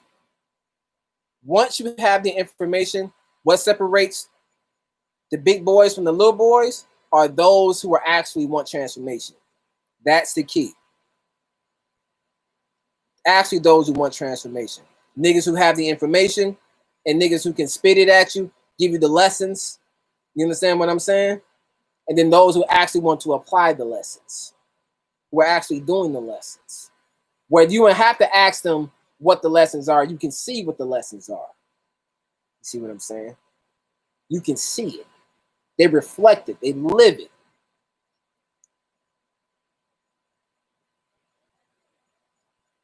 You dig what I'm saying? Gotta ask you what the lessons are. I can see the lessons. Nigga, you living it. Dig what I'm saying? That's what I'm talking about. I'm talking to the gods. The gods. The motherfuckers who want transformation. Motherfuckers who once they listen to a nigga or anybody give them a piece of information where they like, all right, I'm glad that I know that. Now I need to know how I can use that. How can I use it for myself and get my own personal transformation so I can go beyond this mundane idea of myself that has done nothing for me other than get me locked into this system because my ignorance was taken advantage of. You dig what I'm saying? But the mind is all the universe is mental, which means we run and control it all, which means that we even have to accept that it's possible that we created this whole scenario. Whatever the case, the idea is not to be even emotional about it. Whether we've been tricked or whether we put ourselves through it, don't even fucking matter. The idea is just to know that you are it. And now it's time to do, it's now we've lived. Look at the history. You just look at the history of America. We've been in a fucked up position long enough. It's time to do something different. And you can tell this shit is falling because they constantly have to make adjustments in order to keep you down. Like slavery used to work. Now it don't. Now they created this. Civil rights. They're like, damn, well, they keep pushing it and creating new ways. You understand what I'm saying? But the levee is breaking. Because they're starting to see and find out that niggas is no longer falling for the okie doke. Cofield Blue. Peace.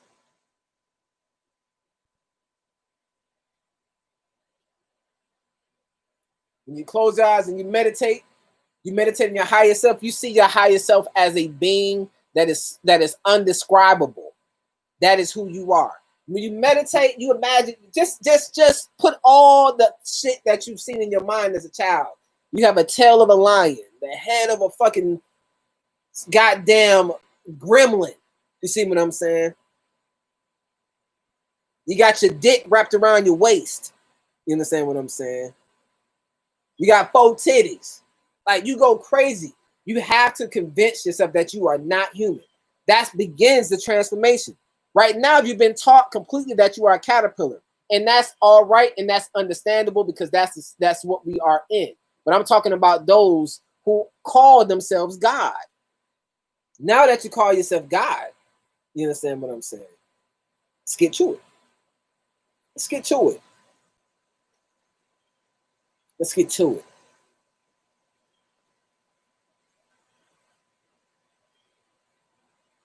Because every day I wake up, that tells me that, damn. Well, back to the drawing board. Let's keep going. Because them pyramids is there.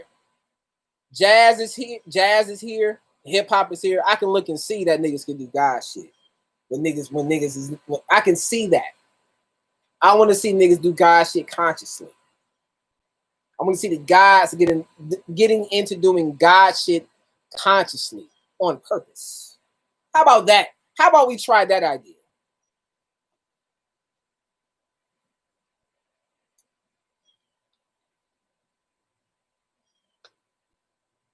Carbon 7. Yo.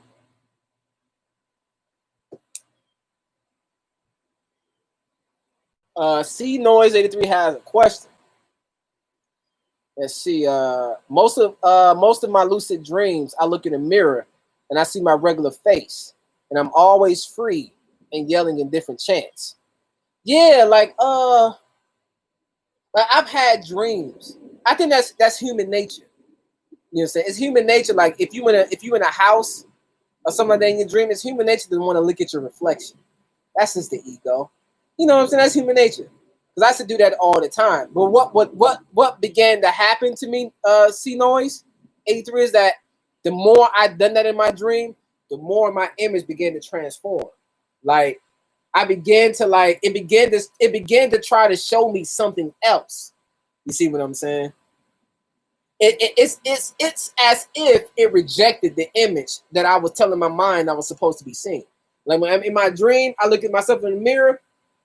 Instantly, my mind is like, it like try to get rid of that. You understand what I'm saying? Because it no longer is enamored with that idea of itself. You see what I'm saying? It's trying to be something different. So it's nothing. So yeah, I definitely experienced that. Lucid dreams, looking in the mirror and shit, trying to look at your hands. Like you want to get out the way of that. You want to allow your that part of you, you know, you want to allow your mind to really run things. You don't want your ego to run things. It'll get in the way. You want that deeper part of you to get to running shit. I am Sabrina. Say I love lucid dreaming. I need to figure out how to do it often. Man, don't we all? I be wanting to lucid dream every motherfucking night. Like, and that's what I'm saying. This environment doesn't yield. It doesn't seem to foster an environment that cultivates that. You heard all the masters, Bobby Hemmett, Delbert Blair, all of them say, all of them talk about how they put all this shit in the food. They put this in the food. They put that in the food. They shut down the pineal gland, which kind of stifles that ability for you to be more lucid. You see what I'm saying? What I'm saying is that once we get in this God shit, we don't even have to worry about that no more. Lucid won't even be. It won't even be. That would barely describe the type of shit we gonna be doing in our minds. You dig what I'm saying? Hell yeah, your ego be all up in it because you're trying to maintain. You're trying to maintain. If when you dreaming, if you dream and you look down at your feet and you got raggedy sneakers, did you not try to change the sneakers in your mind? Keep it 100. Like you ever dream that you had on something raggedy? Or you ever had a dream that you getting beat up or something like that? Don't you try to win the fight? Fuck protecting yourself. You try to win. It's the ego. It's the ego. It's doing its job. It's doing its job. But it plays a back seat. You know what I'm saying? To who and what you are. You run that. You run that. And you dictate how motherfuckers affect you. You control that. I'm not emotional that this system is fucked. I'm not emotional about this shit. I understand that I'm motherfucking God. And I understand at the very least, if they didn't do it, I did. And I realized that the idea was for me to figure out for my own personal reason and transformation. So there is no lose in my mind. Either I created or I didn't. Either way, I'm still motherfucking God, nigga. I gotta be God regardless of whatever the fuck is going on, nigga. I don't care if they created it or not. The fact is that I'm God. That's the end all to be all. I need to be doing that shit. Period. Tired of complaining about the system and how they doing shit. Let's get to being God. The fuck? Tired of complaining. So I don't complain.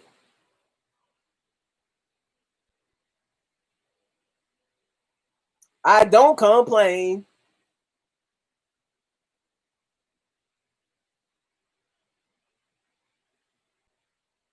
I am confident that we know how to be. We know how to be. We know exactly how to be. We know what to do.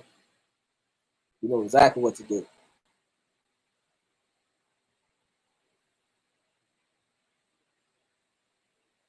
So all the individuals who's putting this work out, the ones who are at home doing their personal work, getting to this transformation, we are humbly like the on the cutting edge of that light that's coming in. So we have to be patient. The shit that we talking about, your insecurities and your ego will tell you, it will try to tell you and convince you that the way you think is like how a bunch of other motherfuckers think. You begin to realize just by looking at the reaction of how people act in everyday society that the average nigga don't get this shit. They do not get this shit. They do not understand it. They don't get it. They don't. It don't seem to even want to know it. It is up to you personally. It begins and it starts with you.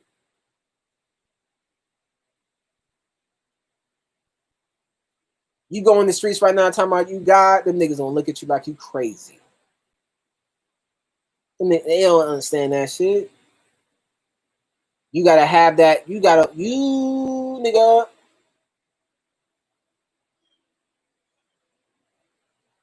Just how you was in that abusive relationship and now you're in a fruitful relationship. That's how this shit changes. Your reality changes based on your mentality.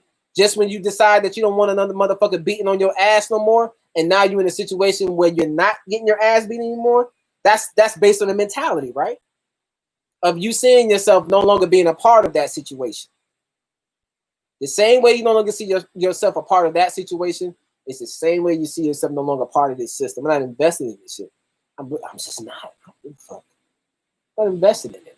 So I'm speaking to the guys. I'm not speaking to the general populace. You understand what I'm saying? And that's what I like. I like being able to I can just cut through the red tape of shit. I like being able to do that. You know what I'm saying? Fuck going platinum, nigga. I'd rather talk to the gods. To me, that's more interesting. That's more fun. You dig what I'm saying? The occult, the advocate occultist, my nigga.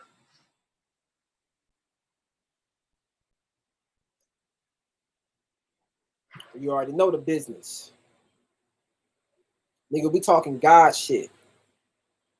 Period. Anything else is uncivilized. Anything else is to get an understanding. To help put things into perspective. When you listen to Black Dot, he has a gift for helping you put a cap on things. He can show you what it is, put it in his package, and then you know what to do with it after that. Or you should know if you got it. We hold each other accountable. We hold each other accountable. When I close my eyes, I do not see this image of Kenny. You understand what I'm saying? I've already mastered this idea. I can look at the reflection of the camera. So why do I need to visualize and meditate on this shit? That's bullshit. It's easy. I can see that right here. I can go back and look at videos. I can look at pictures of my childhood. That's an easy idea to get. I'm past that shit. And it's old and it's boring. You get what I'm saying? It's old and it's boring.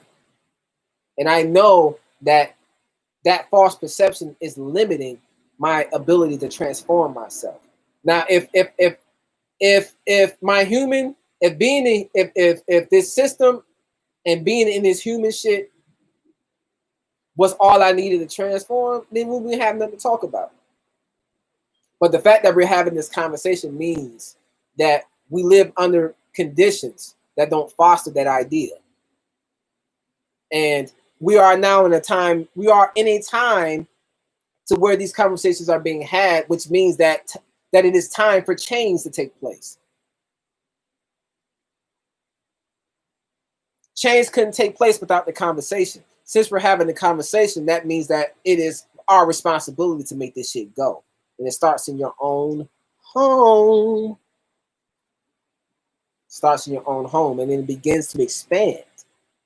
No longer, don't second guess yourself. If I can encourage you to do anything, have that supreme confidence that your current incarnation is only a tip of the iceberg, and that the power that's within you gave birth to all of these ideas. And since it has the power to give birth to all of those ideas, it also has the power to give birth to a new idea, which is to give yourself transformation while in this carnation. Witness the transformation. So now when you incarnate again, something else. As long as you wishing that you was richer, as long as you are wishing that your condition is going to be better, you're going to build an idea that's conducive to that wish. And that's only going to be a new human idea. You're going to only give yourself a new human chance. But if you begin right now to partake in your transformation, and you begin to see yourself as something that is completely unknowable, when you leave this place, that's the mentality that you have of a chaos being, that you run it all, and nothing else will do after that. You're like, oh shit, nigga, going back down to that shit and being under control or some other bullshit. Nigga, I'm chaos being. I remember that's how the fuck I was thinking. Oh yeah, that's what I'm doing. So there's no agenda to this. There are so many different pathways to this shit. You know? So many different paths. So many how-tos. But if you focused on like trying to figure out the best way to dribble with your left hand instead of just doing it how you do it, nigga, you would drive yourself crazy, nigga. Just go on the court and show niggas how you dribble.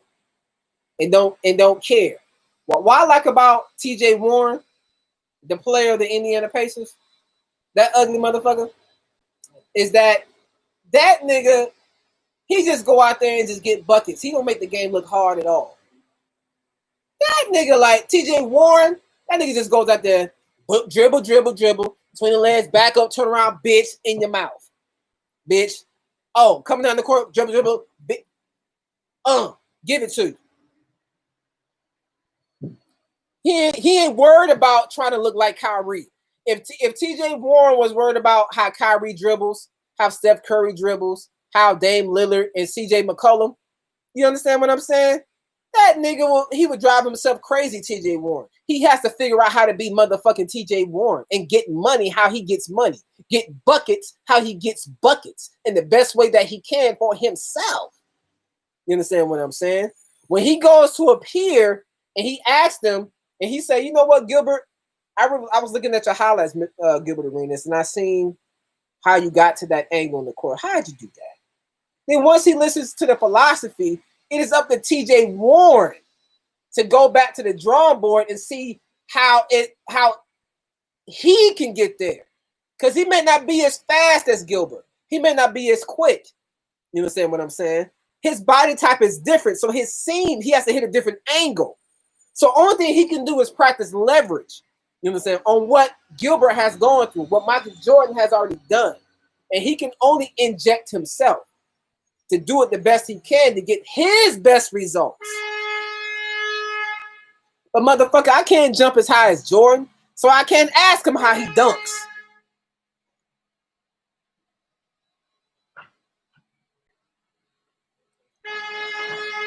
It's the trash man. Because they're a day late because of it was Labor Day yesterday. So now they making up for lost time. But yeah, begin to be confident in how it is that how you do your thing. That's the ultimate. Be confident with that. Come up with different ways. One of the brothers inboxed me on Instagram. The brother Abdul, he Instagrammed me. His form of meditation is that he makes collages of shit. He puts like he'll make like a paper. He'll take a sheet of paper or something, and he'll take magazines of images and all kind of shit.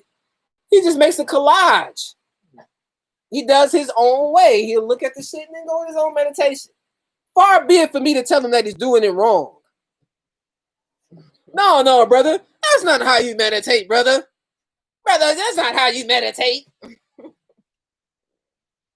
Oh, brother, you're doing it wrong, brother. Let me show you how to do it right.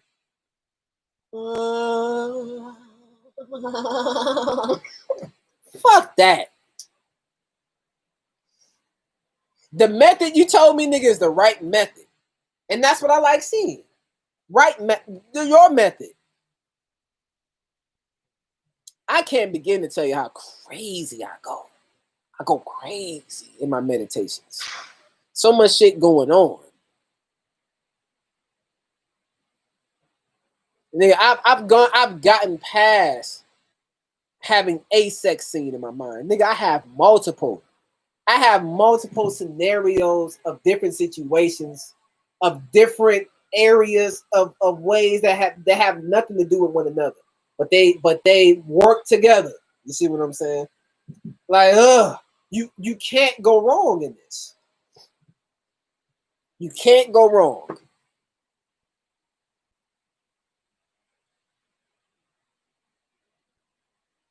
You got.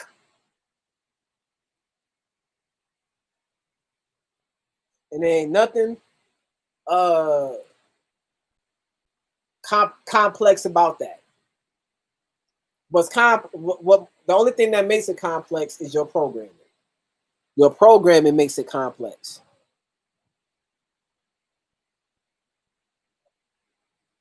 Begin to see yourself as something that is undeniable, something that is in complete and total control and running everything. You begin to even see that even your doubts is something that you run and control. You begin to even see that. You begin to look at it and hold yourself accountable for it. Putting that in the back burner, knowing that it's just only a reflection of your programming, your insecurity. You've been taught to doubt yourself. This system fosters like caution.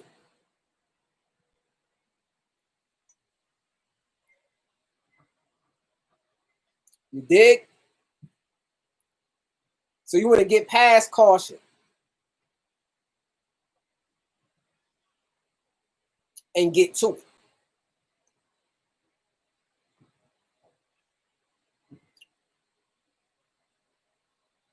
Michael Harry. Have y'all heard that new Nas, nigga? Have y'all heard that new Nas' King's Disease? It was like listening to jazz music again, nigga.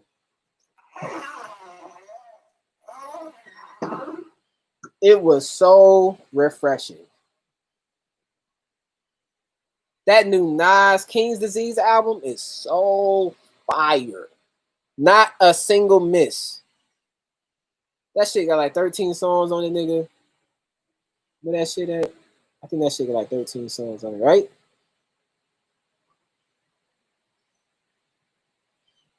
Where that Nas at? I got that shit. It has like 13 tracks. Yeah, 13 songs. Nigga, that shit is 13 for 13, nigga. That shit is 13 for 13.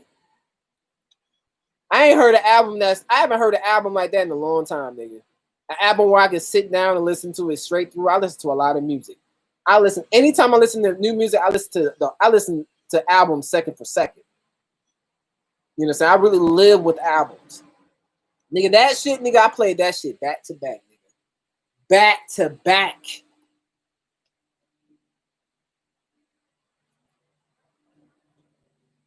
To see a God reflect God, that's a beautiful thing to witness. That's a beautiful thing to see.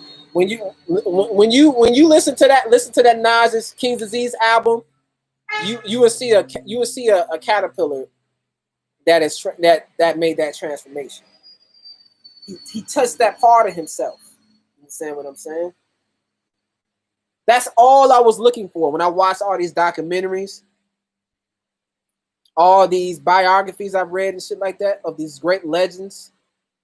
You know, I'm interested in how they touch that part of themselves that produce that God shit.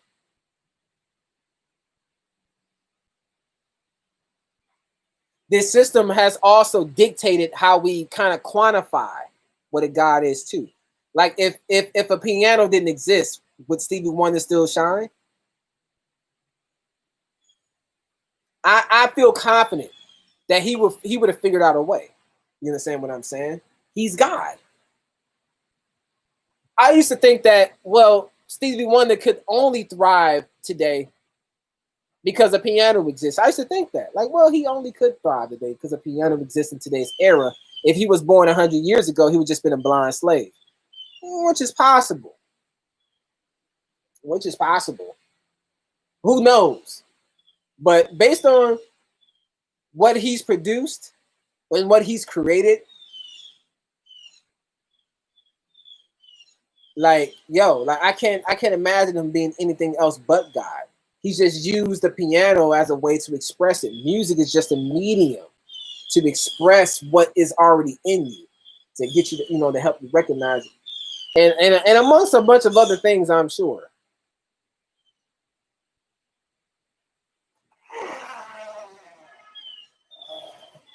You dig?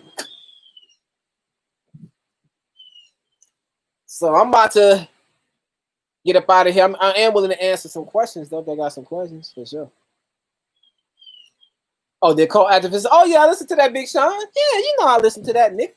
You know I checked that Big Sean out. That was cool.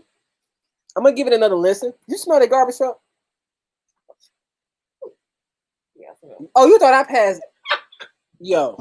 I was like, she thought I passed, girl. You think I can produce that type of stench? I was over here thinking, like, hey, anything possible. Like, shit. That garbage truck is picking up that old trash from yesterday. I can smell it. Oh. It's picking up all that old neighborhood trash from yesterday, nigga. That's been stewing out all day yesterday. All day yesterday. And today. Because they picked the trash up late as fuck. Yeah. 4 o'clock. It's 4:11. Shit. That shit stank. Smell like straight up trash. I was like, shit. Smell like a straight up garbage dump. How it's supposed to smell. Like a straight dump.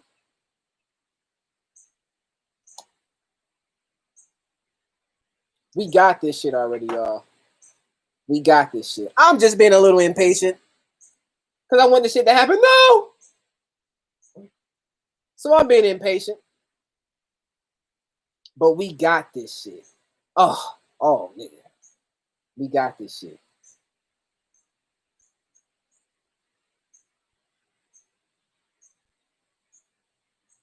The gods have awoken. The gods are here.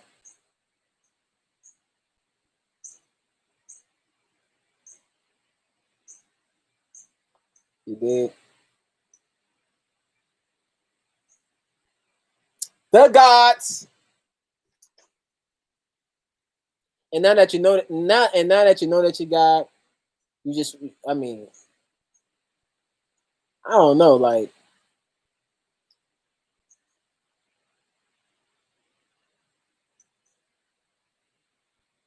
when I watched the movie Clash of the Titans, and I see Perseus, I see Zeus trying to convince Perseus just to leave the human shit behind, just come there and be a guy. Like Zeus, have you ever seen Clash of the Titans? The movie, I think the movie came out like 2011. Liam Neeson was playing Zeus. And that movie is so fucking fire. I watched the original one as a kid, the one that was made back in like 80, 81, 82. Like that movie, the original movie was made back in the early 80s, and I remember actually watching that in school. And in the Clash of the Titans, Zeus is trying to convince Perseus monkey ass, he can leave this shit behind, just come here and be with the gods. And this motherfucker's like, no, I would never join you. Oh. On one hand, I understand what he's saying. On one hand, it's like, I'm not going to join the system that killed my loved ones. That's hypocritical. You understand? That's like accepting all the money in the world after my daughter's been raped. And then since I accepted the money, now I feel like it's okay that my daughter was raped. So I understand Perseus from that standpoint. But then on the other hand, I also understand Zeus. He like, nigga, I'm the king of the gods, and you my son. You can actually be here and be a god and get to doing God shit. So it's a really interesting thing. So now I see that both is what is needed. The system has created this idea that there is like there's like an argument, but in reality, both is needed. I think I can see both. I want to be God and I want to leave this system alone. So let's figure it out. I'm getting this system done. I want this system done and out of the way, and I'm God. So let's figure it out. I know one thing. I'm not really interested in creating a new system. I just want to be in the God realm, the chaos realm. That's going to create a system within itself. Niggas are so enamored with creating the systems because niggas want to run shit. They want to be the CEO of the new system. They want to be the boss of it. The ego want to run it. But if you simply say, I don't know how that shit is, what it's gonna be and what it's gonna look like, I don't give a fuck as long as it's not this and it's conducive to what I am as an eternal being. I don't give a fuck what that shit look like.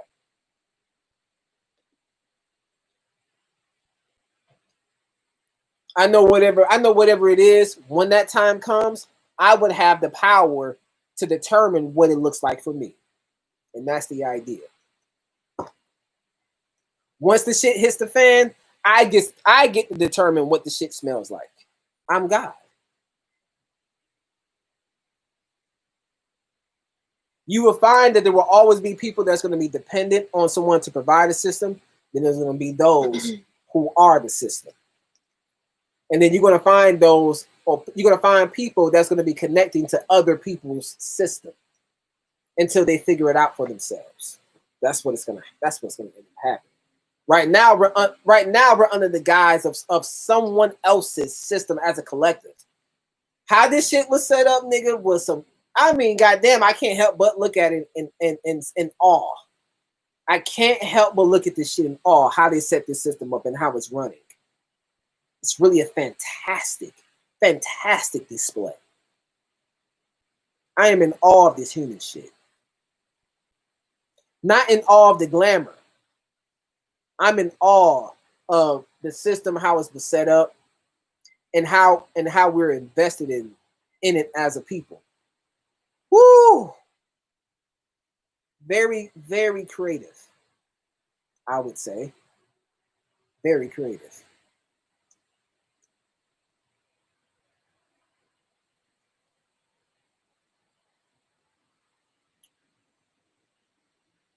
You dig what I'm saying?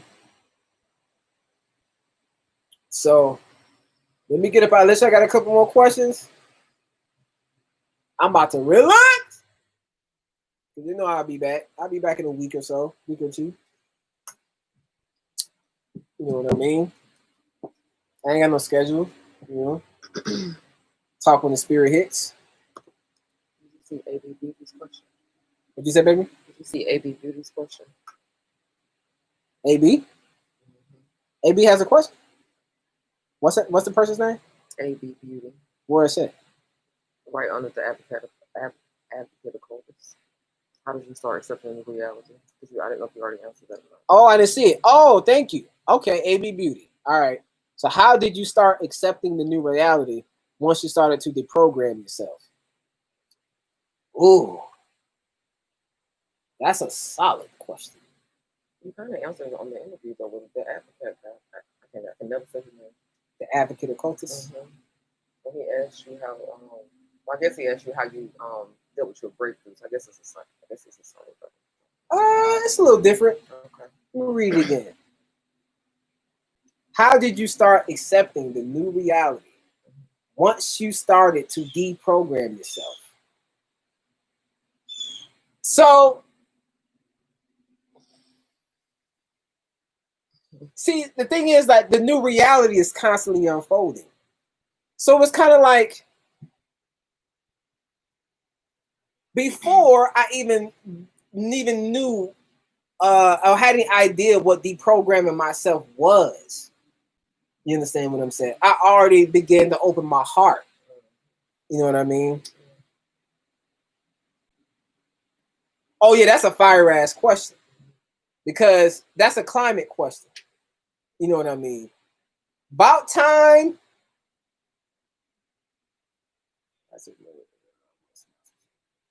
Okay, so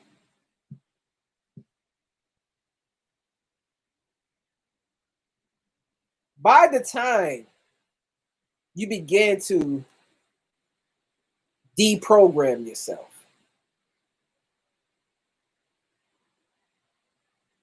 and reprogram, because there is no point in deprogramming yourself unless you're going to also be simultaneously reprogramming yourself.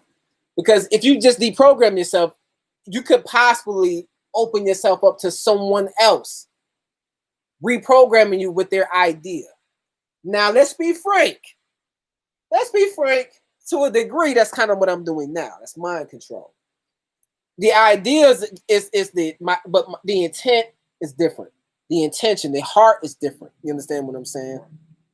So once you begin to deprogram yourself, it's kind of like if I'm with a young girl, she's more moldable. You know, that's why older niggas, they like to deal with young girls, because it's easy for them to their clay is still soft, so they can mold them to their idea. You understand what I'm saying? They haven't been indoctrinated as much as the 30-year-old sister who has already gone through the bullshit with niggas and already know the game. You know, if she's 39, she knows the game already. Likely, if she's learned. So,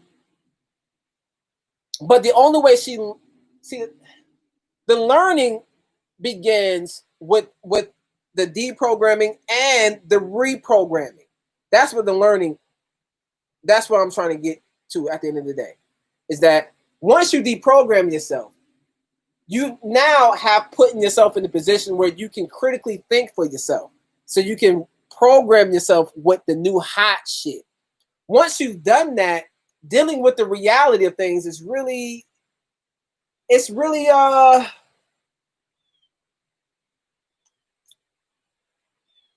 kind of like seeing the Wizard of Oz, and you've been hearing that he's this great, wonderful Oz, and then he comes out, and you find out he's just a little man. You realize you don't get emotional about you don't get emotional about that. You just accept it for what it is. Like, oh, you're just a little man. That's the reality. But if I sat there, AB Beauty, if I sat there after I found out that the Wizard of Oz was just a man, and I allowed that to emotionally fuck me up, and now I'm just, all I talk about is how this wizard tricked me into thinking that he was just a man, then my deprogramming really meant nothing. I have to deprogram and simultaneously reprogram myself a new idea. Because I am the champ. I can do it. That's the idea.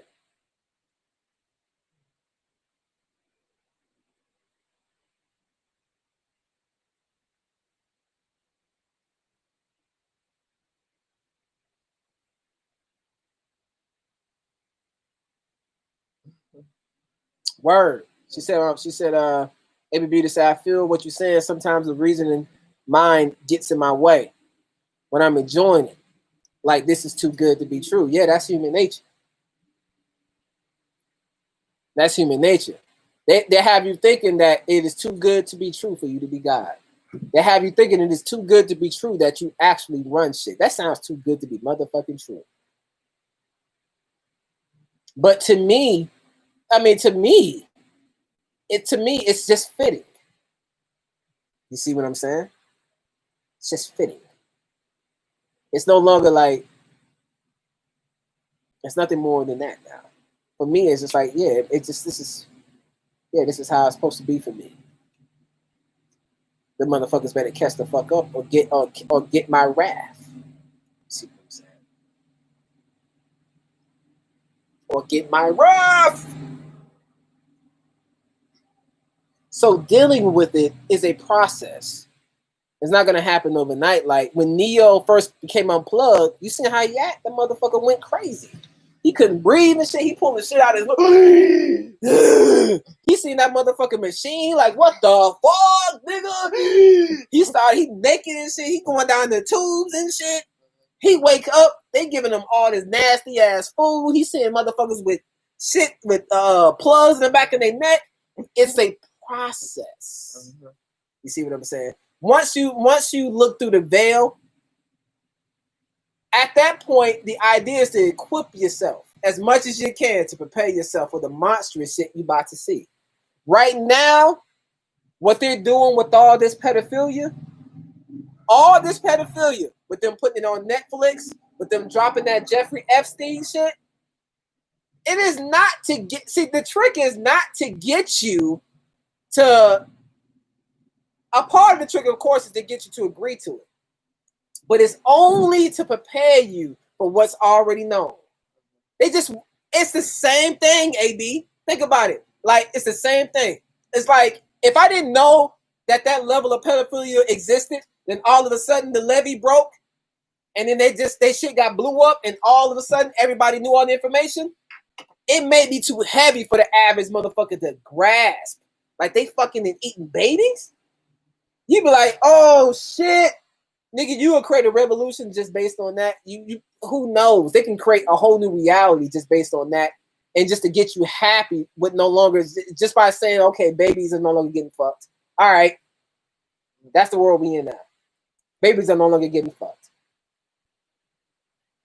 Back to normal. See, they take shit away. They give you something, and then behind the scenes they take one or two or three things behind your back that you don't know about. That's how they keep the system going. Because as long as they continue to give you something, you begin to realize that there's something for you to gain. As long as you feel like there's something for you to gain, you'll always want to elevate. It's like, and as long as you want to elevate, they can't keep up. So if I give you something and take something away, that means there is something else for you to shoot for. But if I do it under the guise of what you don't know, you'll find that out later, and you will begin to fight for that, forgetting that I already took it away. You begin to fight for it. Then I give you that, and then maybe I inject pedophilia back in there again in the background. I get back to my old dirty schemes.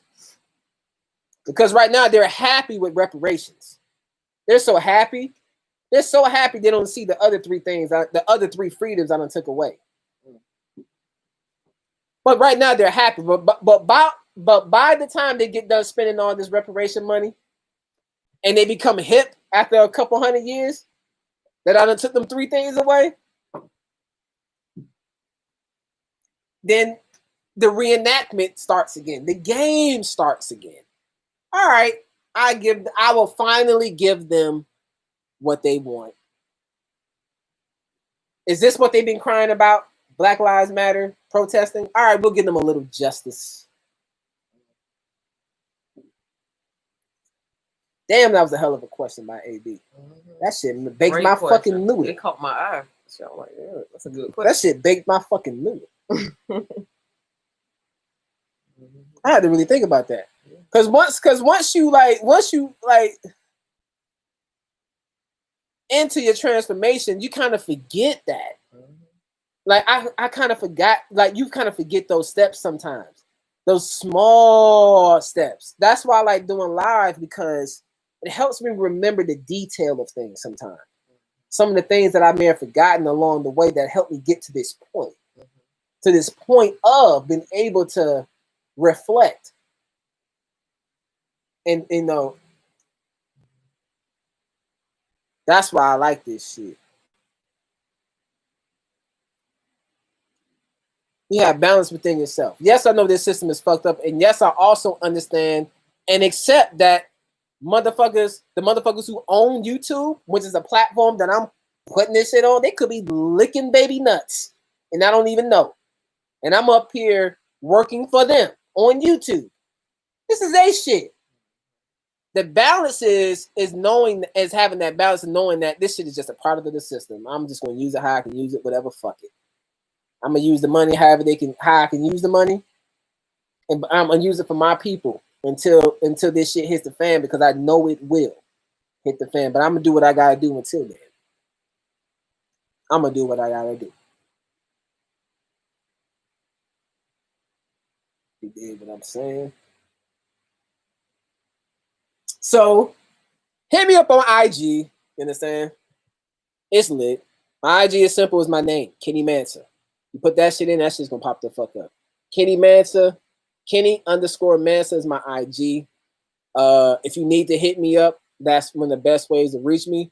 I get a lot of inboxes, so I get to you when I will get to you. I promise you, I will get to you eventually. In Facebook, same thing, Kenny Mansa. You dig? Kenny Mansa. I would say email. I mean, I give you my email as well. I just don't check it as much as like my IG. It's just more direct. But my email is kennymansa88@gmail. kennymansa88@gmail.com. If you need to send me anything, you have any particular ideas or whatever the fuck, you know what I'm saying? My heart is open. You know what I mean? So I'm looking to win. So you can hit me up on any one of those mediums. Email, IG, Facebook. You know what I'm saying? And then we'll get to it. Because those are the questions I get. It helps. It inspires me so much. You know what I'm saying? Just when you think you ask yourself that question, you be like, damn, that's different. Let me think about that. Like when I get a question, I just can't just hop on the camera and do. I like to mull it over in my heart, to get it going. You dig what I'm saying?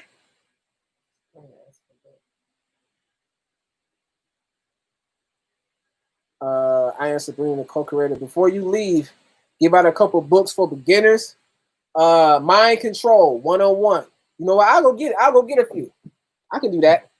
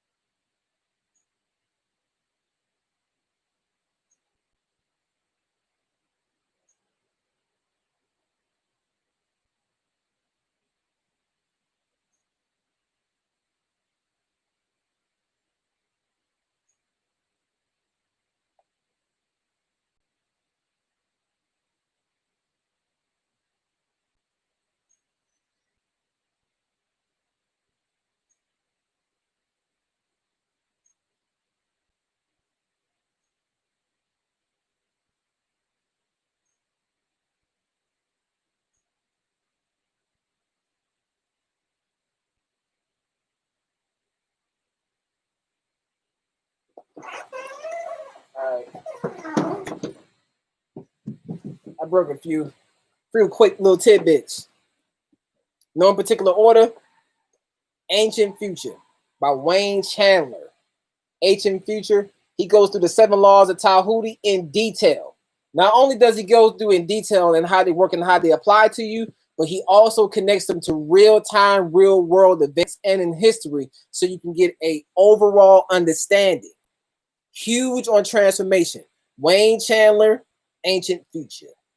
Definitely. Mind Control 101 by Dantalion Jones. Mind Control 101, and goes into a bunch of details as to how your mind is controlled on a daily basis, the programming, how it's done. It goes into detail. It's very easy, very comprehensive read. Very easy, very comprehensive. Melanin by Richard King goes into melanin. Nigga, this shit is the foremost work on melanin. Like, this shit goes into detail. That's Mr. Richard King. If I'm not mistaken, when I ordered the book on Facebook, I think he sends this shit to you directly. I think this is his, like, he actually does it from his house. I remember getting the book, like, damn, it felt like immediately. September 11th, 2019. I swear that number sticks with me. 9/11, that number sticks with me, man. I see that shit everywhere. But yeah, melanin. This book goes into detail as to what melanin is, the history of it, and how our ancients taught, and how it applies to you. All that good hot shit. Everything that's connected to melanin, everything that you want or needed to know. You understand what I'm saying? You can use this book as reference. Melanin by Richard King. You dig what I'm saying? Look at the shit, trying to sound smart. And then another one, Hidden Power by James K. Van Fleet. You understand what I'm saying? This book, How to Unleash the Power of Your Subconscious Mind. One of the easiest motherfucking reads you're gonna get. The words are like this, the letters are like this big. You understand? Like, he made it so easy. He don't use a bunch of fancy smancy words. He helps you become enamored with that part of your mind that you kind of like forgotten about. You understand? That part of yourself that you kind of forgotten about. It's like it's kind of like he helps you uncover to a pretty decent degree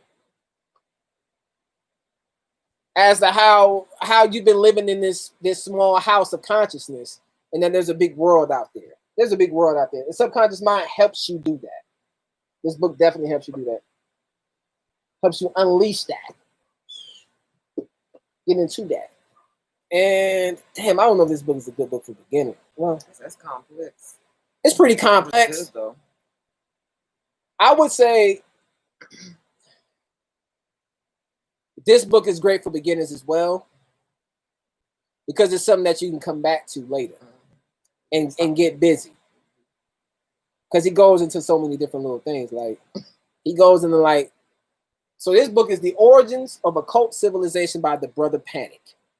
You understand what I'm saying? Look at this shit. It says, Kenneth, first book sold off the internet. Peace and Power, Brother Panic, February 20th, 2016, nigga. I forget how long I was in this shit. I don't even be thinking about it. It's been 4 years I've been studying. For about 4 years now. And before that study, I was a dusty nigga. Doing dusty nigga shit. So motherfuckers can't tell me shit. Went from dusty niggas to 6 figures. And that's not bragging, that's real rap. I went from a dusty nigga to making 6 figures. Off this occult shit. Off of this occult shit. Getting into my spirituality. Transforming myself from a dusty nigga to a six-figure paying job nigga. That idea of thing, I had the mentality of a nigga who didn't make that money, and I transformed myself to a nigga that made that money in my mind first. It happened in my mind first. As a result of it happening in my mind and me convincing my subconscious mind that this is real, this is me, it's true, my reality reflected that shit. Next thing you know, I'm in a 6-figure paying position. So yeah, just going a little deep. One of the easiest parts about this in the beginning is that he goes into rituals. Sabrina, he helps you break down rituals, which is so important. He helps you break down how rituals work and how it impacts the subconscious mind, which controls and dictates your current programming. He goes into that heavy in this. And he gives you a lot of history to help you bring things home. That's one of the masterful things about Bobby, Panic, Black Dot, Phil, is that they teach from such a holistic approach and perspective.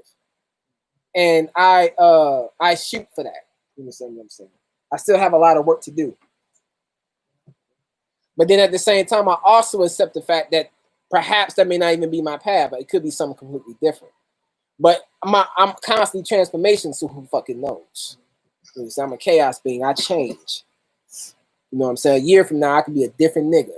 Who fucking knows? You dig? So yeah, man. Hit me up on IG, Kenny Mansa. Got any questions? You just want to chop it up? You know what I'm saying? We kicking it. You see what I'm saying? Peace, love. Hello, nigga.